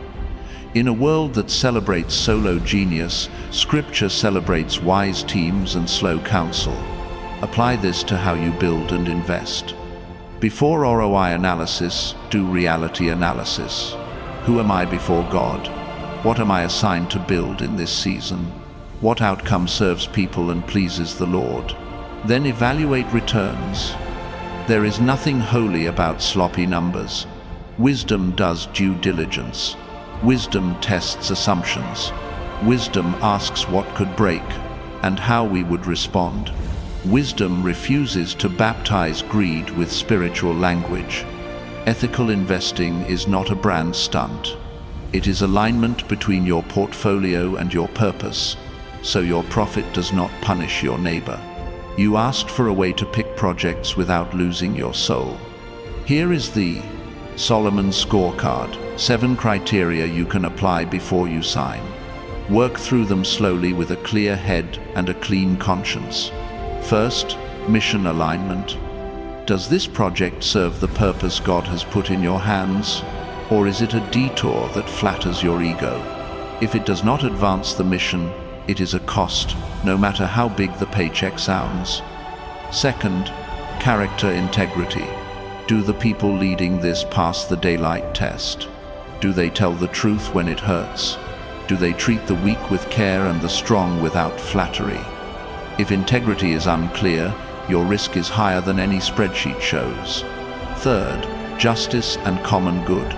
Will this work bless communities or quietly bleed them? Pay attention to how profit is made, not only how much is made. If the model requires harm to the vulnerable, it is fool's gold. Fourth, risk-adjusted ROI. Do the numbers make sense when you include real risk, not fantasy risk? What is the downside and its probability? What is the worst case, and can your cash flow absorb it? Wisdom does ROI analysis with both eyes open. Fifth, time horizon and durability. Will this still be honorable and viable in 5 years? Trends rise and fade. Principles endure. If a plan only works in mania, it is not a plan. Seek durability you can live with. Sixth, capability, fit, and team strength. Do your gifts and your team's skills match what this project requires? Skill stacking matters. If you must pretend expertise to make it go, do not go. Either grow the skill or change the scope. Seventh, stewardship and exit clarity. How will you measure and report impact? How will you course correct? What is the clean exit if the facts change? Write this before you start so emotion does not trap you later. These 7 do not fight profit, they protect it. They do not slow you down for the sake of slowness. They pace you so your wins do not outrun your wisdom. They turn due diligence into discipleship, because every number is a neighbor in disguise, and every deal is a chance to tell the truth. Remember how God responded to Solomon. Because you asked for wisdom to serve people, I will also give you what you did not ask for, wealth and honor. This is the principle you can carry to work tomorrow. When wisdom governs, wealth can travel safely. When wisdom sleeps, wealth becomes a storm. Ask for the right thing first, then build with clean hands. Here is how this looks in your week. Begin each planning session with a short prayer from 1 Kings 3. Give your servant a listening heart.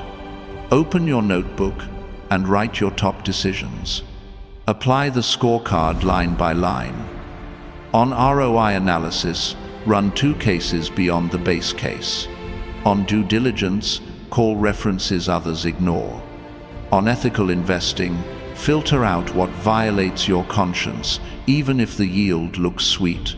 Keep notes. Share them with a mentor who will not tell you what you want to hear. That is how wisdom moves from a wish to a workflow. If you fear wealth will change you, decide that wisdom will change you first. Set guardrails now. Put generosity in the budget so your heart stays open. Put rest in your calendar so your mind stays sharp. Put accountability in your leadership so your power stays clean. The man who wrote Proverbs also wrote Ecclesiastes to warn us that achievement without God becomes vapor. Learn both songs. Work hard. Enjoy gifts with gratitude. Hold outcomes lightly. Keep eternity in view. If this lands in your spirit, mark it. Hit like if you choose wisdom over wealth first. Not because money is bad, but because wisdom is how money becomes blessing instead of bondage. In the next segment, we will turn this scorecard into a 1-page tool you can use before every pitch, partnership, or portfolio move. It will slow you down just enough to save you from regret and speed you up where clarity lives. Ask for the right thing. Build what lasts. A door closes. Silence settles. A small jar of oil sits on the table, and a widow stands with 2 sons and a debt she cannot pay. This is 2 Kings 4. She cries out to Elisha. The creditor is coming to take the boys as slaves. Elisha asks what she has in the house. She says nothing except a jar of oil. He gives an instruction that sounds almost too ordinary to be holy. Go borrow containers from your neighbors, not a few. Go inside, shut the door behind you and your sons, pour into all those containers, and set aside what is full. She moves in obedience. The boys bring containers. The oil flows. Every container fills. When there are no more containers, the oil stops. She tells Elisha. He says, sell the oil, pay your debt, and live on the rest. This is not a fairy tale. It is a blueprint. Close the door means focus. Borrow containers means build capacity. Pour means take the action you can take with what you have. Sell, pay, and live means do the math, honor obligations, and design a sustainable life beyond the crisis. The miracle honors the system. The system honors obedience. God multiplies what you steward. Now connect this to Matthew 25, the parable of the talents. A master entrusts his servants with resources before leaving on a journey. To one he gives 5 talents, to another 2, to another 1, each according to his ability. The 5 and the 2 invest and double what they were given. The one hides his talent in the ground. When the master returns, he calls the first 2 good and faithful, invites them into joy, and entrusts them with more. He calls the last servant wicked and lazy. His excuse was fear. I was afraid, so I hid your talent. The master does not accept fear as a cover for inactivity. He takes the talent and gives it to the one who multiplied. The lesson is tight and sobering. Fear is not neutral. Fear that paralyzes stewardship becomes disobedience. Put these two stories together and you get a working formula for multiplication. Start small. Close your door. Gather containers. Pour consistently. Sell with integrity. Pay what you owe. Live on the rest. Refuse to bury what you were given out of fear. This is how you turn a side hustle into real service. This is how you build scalable systems without losing your peace. This is how compounding shows up in plain rooms where people honor small beginnings. Let us translate close the door into your world. Closing the door means turn off distractions and enter a focused block where production happens. It means do not broadcast early, ship quietly. Too many people announce a new online business before they have a single deliverable. The widow did not shout from the street while the oil was pouring. She closed the door. Inside, the work scaled. Outside, the neighbors saw the request for containers, then saw results when jars came back full. There is a time to ask for help and a time to do the work without applause. Multiplication respects both. Now borrow vessels.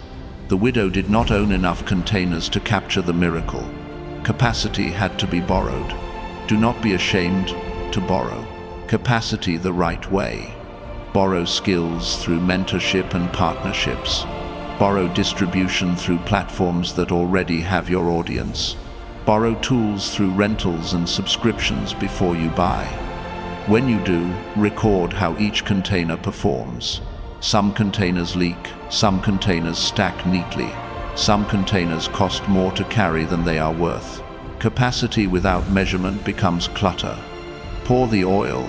This is action. Pour means convert a gift into units of value. If you write, pour words into drafts and products. If you code, pour features into a minimal version that works. If you teach, pour lessons into modules you can sell. Pouring requires pacing. The oil flowed as long as the boys brought containers. Translate that into repeatable workflow. 2 focused sprints a day produce more than 8 hours of scattered effort. The nervous system loves rhythm. Creativity respects routine. Productivity is a quiet friend of miracles. Sell the oil. Pricing is not an apology. It is stewardship. You price to cover costs, fund growth, and serve more people next month than you can today. Selling is not manipulation when your product solves honest problems. Write your value proposition in 1 sentence. Show proof. Make the first purchase frictionless. Offer a next step for those who need more. Listen to feedback without becoming a puppet. The widow sold oil. She did not sell her sons. Boundaries matter when you are tired and hungry. Pay your debt. Freedom smells like integrity. When money comes in, do the obedient math. Clear high-interest balances. Close predatory leaks. Update a creditor if you need a new schedule. You will feel your spine straighten as you pay. Do not confuse dopamine spending with celebration. Celebrate with rest and gratitude. Put overflow to work for your future. Live on the rest. That instruction keeps the miracle from becoming a memory. Build your monthly budget so it survives wind and weather. Fund reserves. Keep your generosity alive. Multiply with purpose. If you treat surplus like a surprise party every month, you will keep returning to crisis. If you treat surplus like seed, you will keep multiplying until fear runs out of places to hide. This all sounds good, but you want a model you can run. Here is the multiplication map. 4 levels you can climb that turn what you have into what you need. Level 1 is container clarity. Inventory your current vessels. These are your skills, tools, relationships, and time blocks. Name them. Rate them truthfully. Which skills produce value quickly? Which tools you own but rarely use? Which relationships are real partnerships and which are nostalgic? Which hours are truly yours to pour? Close doors on what is draining. Reclaim time from low-value tasks. This is the level where you remove leaks. Level 2 is controlled pouring. Set a simple production target that fits your current capacity. 2 deliverables per week. 10 outreach messages per day. 1 module recorded every 3 days. Do not let motivation set your schedule. Let your schedule train your motivation. Use a timer and a checklist. Build a small lead time so one bad day does not wreck your week. Track cash flow tied to each stream. You cannot multiply what you do not measure. Level 3 is scalable systems. Once you can pour consistently, systemize. Document your process in plain sentences. Automate where human energy adds little. Templates for proposals, scripts for customer support. Batch tasks that burn focus when scattered. Pre-build your weekly calendar so creative work happens early and administrative work happens late. When the system runs, you can borrow more containers without breaking your back. This is where compounding enters. The same hour now produces more because friction drops. Level 4 is strategic multiplication. With a stable system, you add containers that upgrade distribution and delivery. Affiliate partners who love your work. A platform that handles payments and fulfillment. A community space where customers help each other. A junior team member who takes a defined slice of the process. Each addition must pay for itself, in time or money, within a set window. If it does not, release it. Multiplication is not hoarding. It is pruning and planting on a schedule. Let us submit this to the text again. The oil stopped when the house ran out of containers. Your growth will often stall not because God ran out of favor, but because you ran out of capacity. You keep scrolling for motivation when your real need is more vessels, more skill, more process, more distribution. Look for containers, not a few. And yet there is a warning in Matthew 25 that must sit beside our ambition. Burying your talent is not humility. It is rebellion cloaked in fear. God is not harsh for expecting a return on what He entrusted. He is righteous. You are not asked to produce results you cannot control. You are asked to act on what you can control. Begin. Improve. Report. Repeat. The Master calls good and faithful those who risked effort, not those who protected image. Faithfulness is not playing small. Faithfulness is playing true. Now let us attack the common errors that block multiplication. Fear of risk used as a shield for laziness. Stop saying you are waiting on a sign when you are really avoiding starting. Pick a low-risk pilot. Launch it to a small group. Learn. Iteration is safer than speculation. Another error is spending every dollar that comes in. Consumption looks like celebration. It is often a coping mechanism. Put percentages on paper. Automation beats emotion. 10% giving, 20% growth and reserves. Live on 70 if you can. Adjust the ratios if your season demands, but set the intent and defend it. If you want a practical 21-day sprint, here it is. Days 1 to 3. Container audit. List, skills, tools, hours. Cancel 1 leak. Days 4 to 7. Close the door and pour. Create and ship 1 minimal product or service. Simple is sacred. Days 8 to 10. Customer discovery. Ask 5 people what problem hurts and what solution they would pay for. Update your offer. Days 11 to 14. Sell and deliver. Price honestly. Over-deliver on service. Days 15 to 18. Systemize. Document the steps you just took and automate 2 of them. Days 19 to 21. Scale 1 notch. Add 1 container in distribution or capacity, then rest and review. You will be shocked how much momentum builds when you honor 1 room for 3 weeks. Connect this to your digital reality. Online business is not a spell, it is a tool. Use platforms for distribution, not for distraction. Use analytics to tell the truth about conversion and retention. Use email to build relationships you can serve, not a list you can spam. Side hustle is not an escape hatch from character. It is a practice arena where you slowly prove you can deliver value on schedule. Scalable systems are not a fancy dashboard. They are repeating processes ordinary enough to run on a tired Thursday. A word on pricing and value. In the oil story, the widow sells to pay debt and live. She does not treat the miracle as an excuse to avoid business basics. You need a cost model. You need a delivery plan. You need a way to handle refunds without panic. Excellence here is worship. The master in Matthew 25 rewards accuracy with more responsibility. Profit is not the villain when it is earned by serving real needs with honest work. Profit funds purpose and resilience. Profit lets you hire others and pay on time. Profit multiplies impact if your heart is anchored. Ask yourself 3 questions today. What is the oil in my house that I have been undervaluing? Who are the neighbors whose containers I can borrow in the form of skills, platforms, or partnerships? What door do I need to close for 90 minutes tomorrow to pour without noise? Write 1 sentence, answer for each. Then act before dinner. Momentum, respect, speed, and truth. There is dignity in building capacity when no one is clapping yet. There is power in honoring small batches and honest ledgers.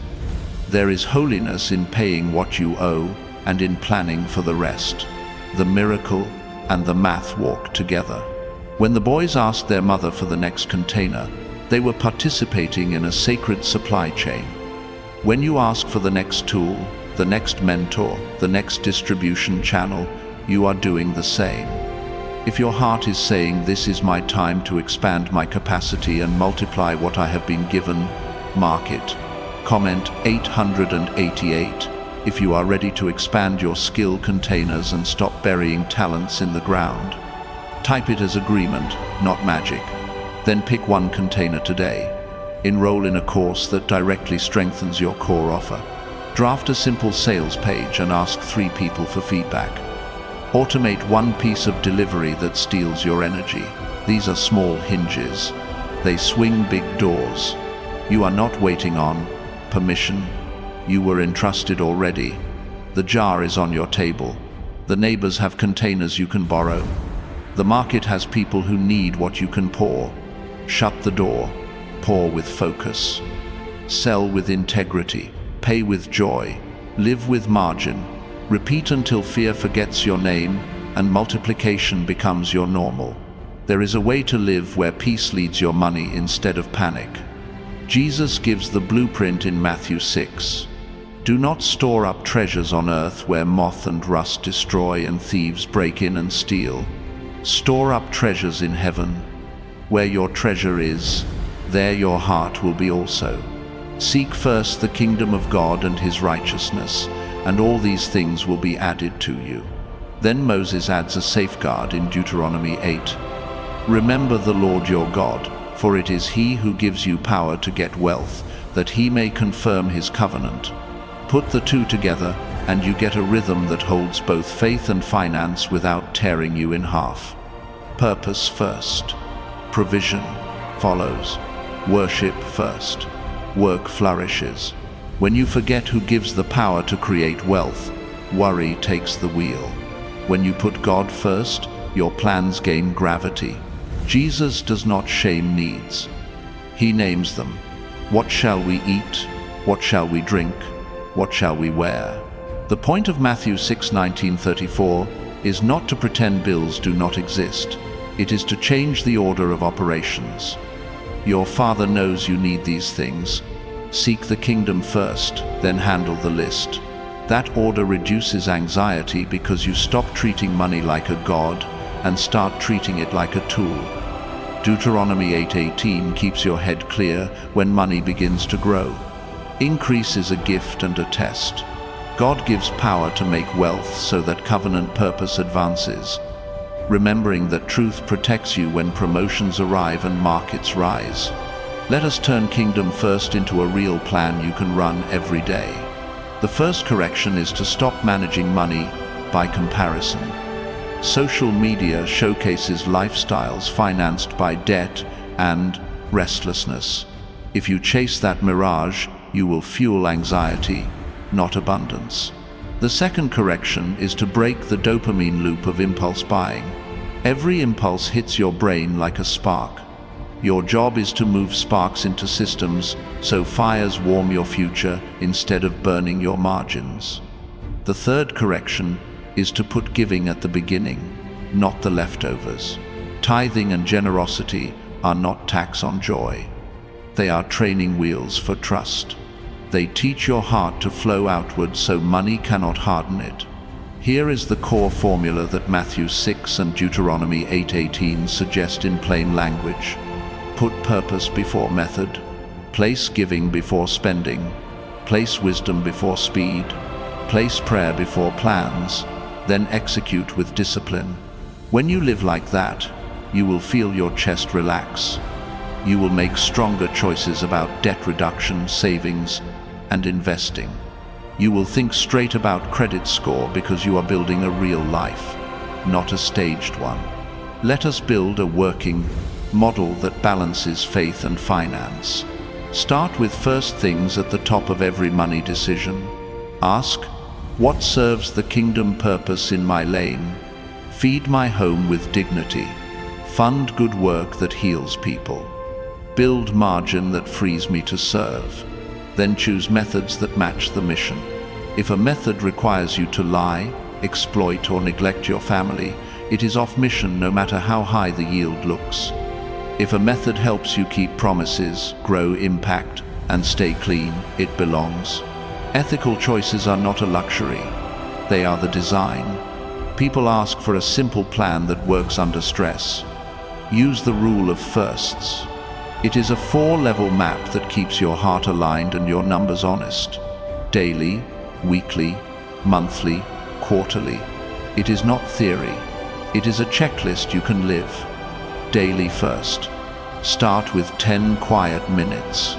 Read a few verses from Matthew 6. Pray the words "Seek first" for your day. Then do money first moves in 5 minutes. Give first if income hit today. If not, still, rehearse your order.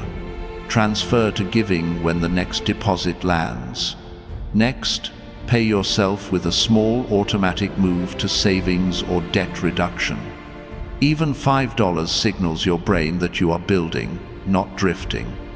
Then open your budget app for a 1-minute glance. Did any category hit its limit? Do I need to switch a plan for dinner to stay on target? Close with one action that reduces friction. Pack lunch, set calendar blocks for deep work. Small daily firsts stack into calm. Weekly first. Pick 1 hour the same day each week. This is your Kingdom Finance meeting. Begin with gratitude and a short prayer from Deuteronomy 8:18. Thank you for the power to create wealth. Keep my heart aligned with you. Then reconcile transactions. Confirm giving went out. Move money to savings and sinking funds. Make a targeted payment toward debt reduction. Review your calendar for the next 7 days and adjust spending to match reality. Add a generosity moment each week. Buy groceries for someone in a tight spot. Tip with intention. Write a note with a gift for a mentor or widow who would never ask. Weekly firsts remind your soul that money is for love, not for ego. Monthly first. On the first or the nearest paycheck, execute the full order in one sitting. Tithing first. If you tithe, send 10% at the top. Generosity next. Choose one mission or person to bless with a planned gift. Essentials next. Fund housing, utilities, food, insurance, savings and investments next. Automate contributions to long-term accounts. If you are in heavy payoff mode, channel extra to debt reduction, then review your credit score as a quick checkup. You are not worshipping the number. You are treating it like a dashboard light. If it dips, find the cause. On-time payments, credit utilization, and length of history do most of the work. End the session by scheduling a simple family meeting. Share the month's goals in clear sentences. Unity reduces fear. Quarterly first. Once every 3 months. Step back for a wider view. Pray over your goals. Review progress on debts. Check emergency fund levels. Rebalance investments only if your targets drifted, not because of headlines. Audit subscriptions and recurring costs. Tighten what drifted. Evaluate generosity. Did you give from first or from leftover? Add one new practice that lifts your community. Mentor a student. Host a budget workshop at church. Set one kingdom project target for the next quarter and tie a dollar figure to it so your giving has a plan, not a vibe. Let us place Jesus' words right next to your calendar now. Do not worry about tomorrow, for tomorrow will worry about itself. Every day has enough trouble of its own. Worry is not preparation. Worry is rehearsal for pain. Planning is different. Planning turns today's energy into tomorrow's peace. When you practice the rule of firsts, you will notice that anxiety still knocks, but it finds the door locked and lights on. Your plan answers the end time, knock with facts and faith. Now to the habits that wreck this alignment. Social comparison is poison. It inflates your wants and shrinks your gratitude. Uninstall apps for 7 days if you need to reset. Shopping dopamine is a sugar rush for the soul. Replace impulse buys with a 24-hour pause and a wish list.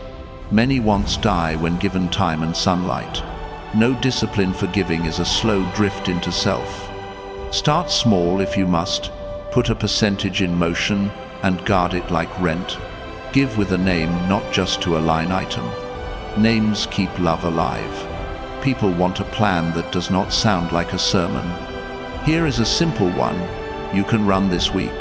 Day 1, automate your giving for the next paycheck. Day 2, set up a small, automatic transfer to savings. Day 3, list debts smallest to largest or highest interest to lowest. Pick your method and schedule extra to the top target. Day 4, pull your free credit report and check for errors. Fix one thing that helps your credit score, like paying down a card under 30% utilization. Day 5, choose one recurring bill to lower by a phone call or a switch. Day 6, plan a simple generosity act with your family. Day 7, rest. Thank God for progress. Repeat next week with minor upgrades. You might ask whether tithing makes sense when money is tight. Jesus praised a widow who gave little because she gave with trust. The point is not the amount, the point is the order. Giving first breaks fear's grip. It reminds you that increase comes from God. It trains your heart to trust while you work a plan. If 10% is beyond your current math, choose a starting percentage and grow it as debt falls and income rises. The discipline matters. The direction matters. Your heart will feel the difference when giving moves from leftover to first. Debt reduction belongs in a kingdom plan because debt is a master that demands future energy today. It can be wise in a narrow band when it builds assets with discipline. It becomes bondage when it funds impulse. Tackle high-interest balances with urgency.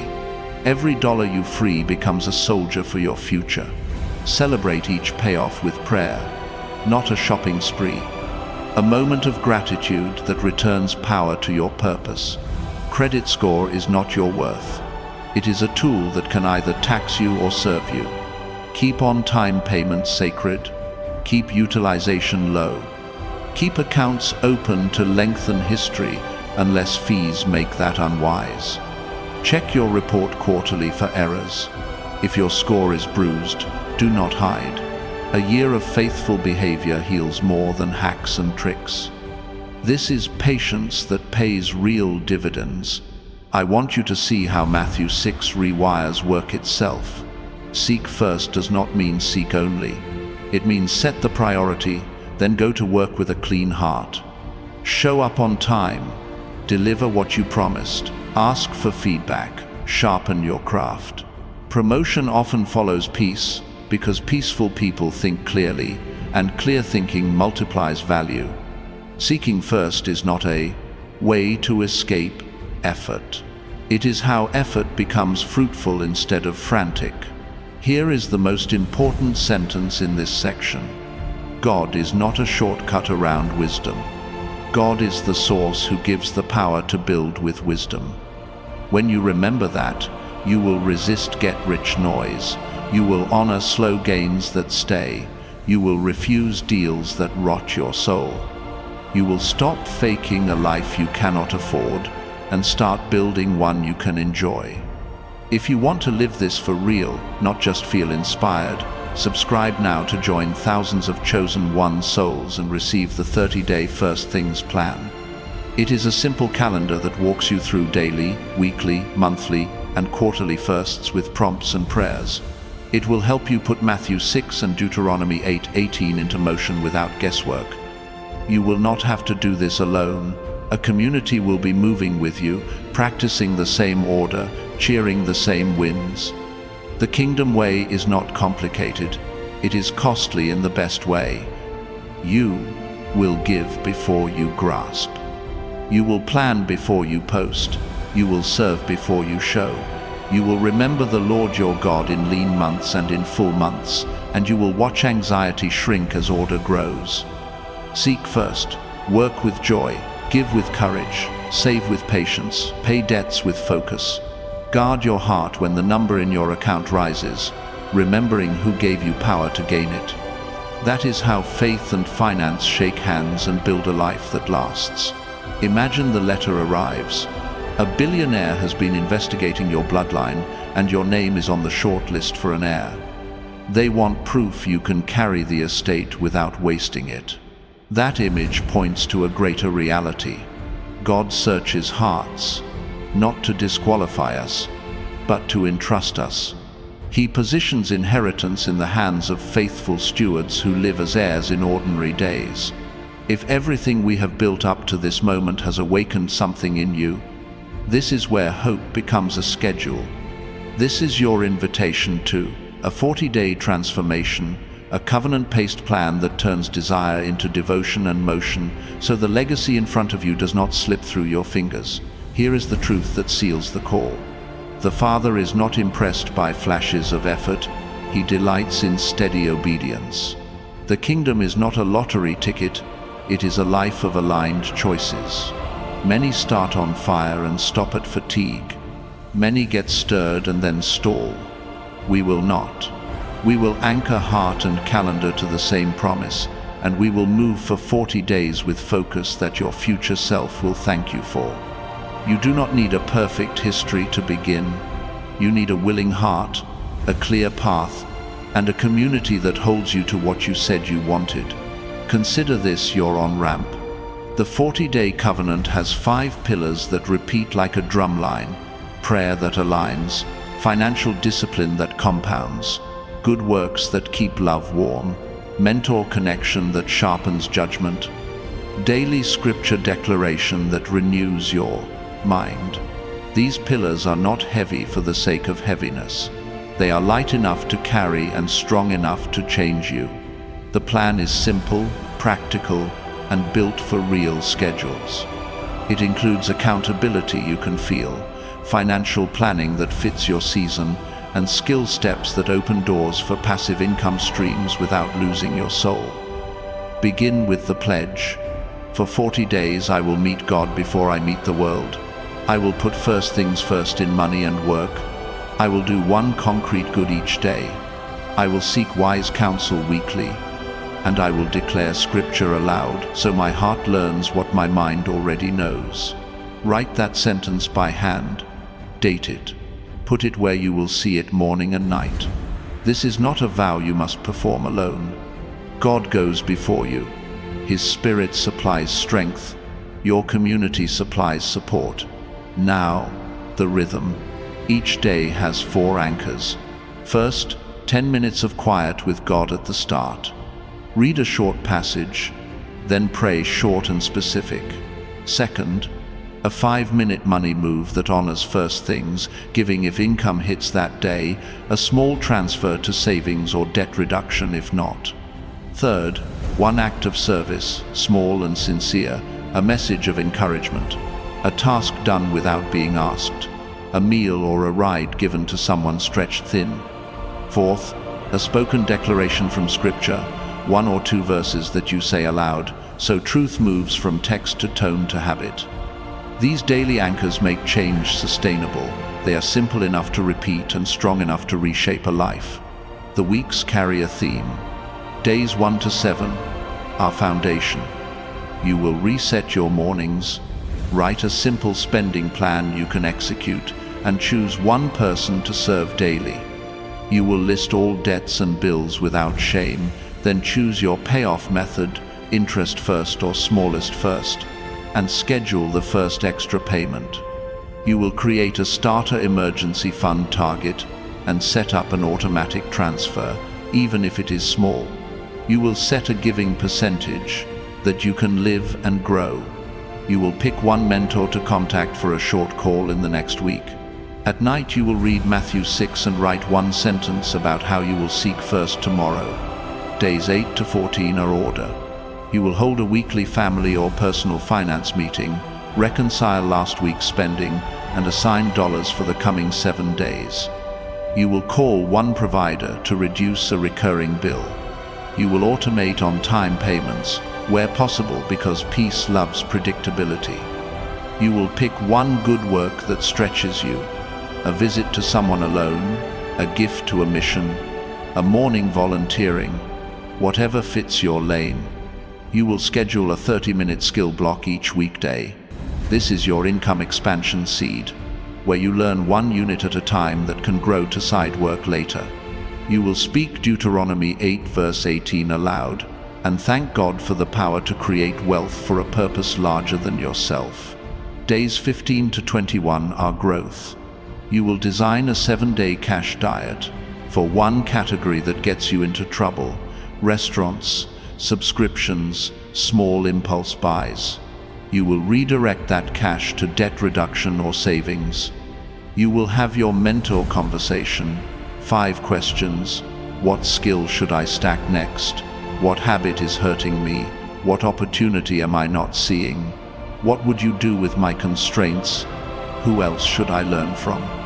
You will draft a 1-page plan for your next 3 months with 1 income idea to test, an online product, a service offer, or a process improvement at your job, and a clear measure of success. You will end this week by blessing someone in secret.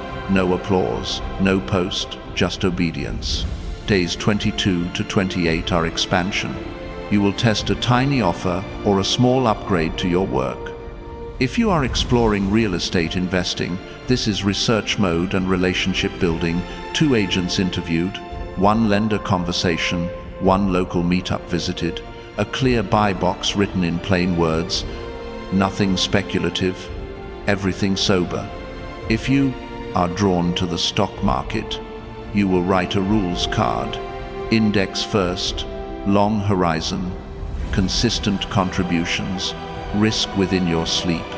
If you are adding a side project for passive income streams, you will build 1 deliverable and offer it to 3 real people. You will evaluate results without ego. You will increase your daily scripture declarations with a psalm in the morning and a proverb at night. You will take a simple Sabbath block, phone down, gratitude up, because rest is part of stewardship. Days 29 to 35 are integrity. You will audit your last month for truth. Where did you break your word to yourself? Where did you keep it? Where did you give less than promised? Where did you exceed? You will clean 1 mess you have avoided, a hard email, a late payment. a strained relationship. You will schedule a second mentor touch, a quick update with results, and a single next question. You will increase your giving by a small notch if your numbers allow, or you will plan how to increase it in the next cycle. You will practice 1 hour of deep work at the same time each day. No notifications, just the work that makes you valuable. Productivity here is not frantic. It is focused. It is how heirs honor time. Days 36 to 40 are commissioning. You will choose a day to fast from food if you are able, or from media if not, and you will pray through your next season by name.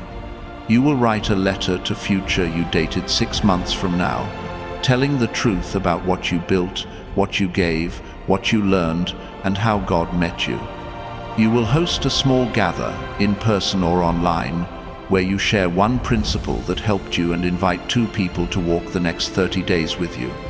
You will pray a simple prayer at dawn and at dusk for 5 days. Lord, search me, entrust me, send me. Then you will rest and celebrate with holy joy. The plan includes checkpoints that protect you from drift. Every 7 days you will share a quick report with a partner. What you did, what you missed, what you will adjust. Accountability is not punishment, it is protection for the future you said you wanted. Use a shared note or a simple message thread with a friend who loves truth. Keep it short and honest. Over time, you will feel the guardrails help your wheels go faster without leaving the road. Tie all this back to the earlier image. The billionaire in the headline is a stand-in for the largest supply your imagination can hold. God is the true source. He investigates the lineage of your heart. He looks for stewards who can be trusted to turn blessing into bread for others. This 40-day covenant is your answer to that investigation. It says, "Here is my plan to carry what you give. Here is how I will keep first things first. Here is how I will choose people over clout, wisdom over noise, and truth over shortcuts. There are pitfalls we will name so they lose power. Do not let emotion be your finish line. Inspiration must walk into action within an hour, or it evaporates. Do not promise the world and quit on day 5. Promise small and deliver steady.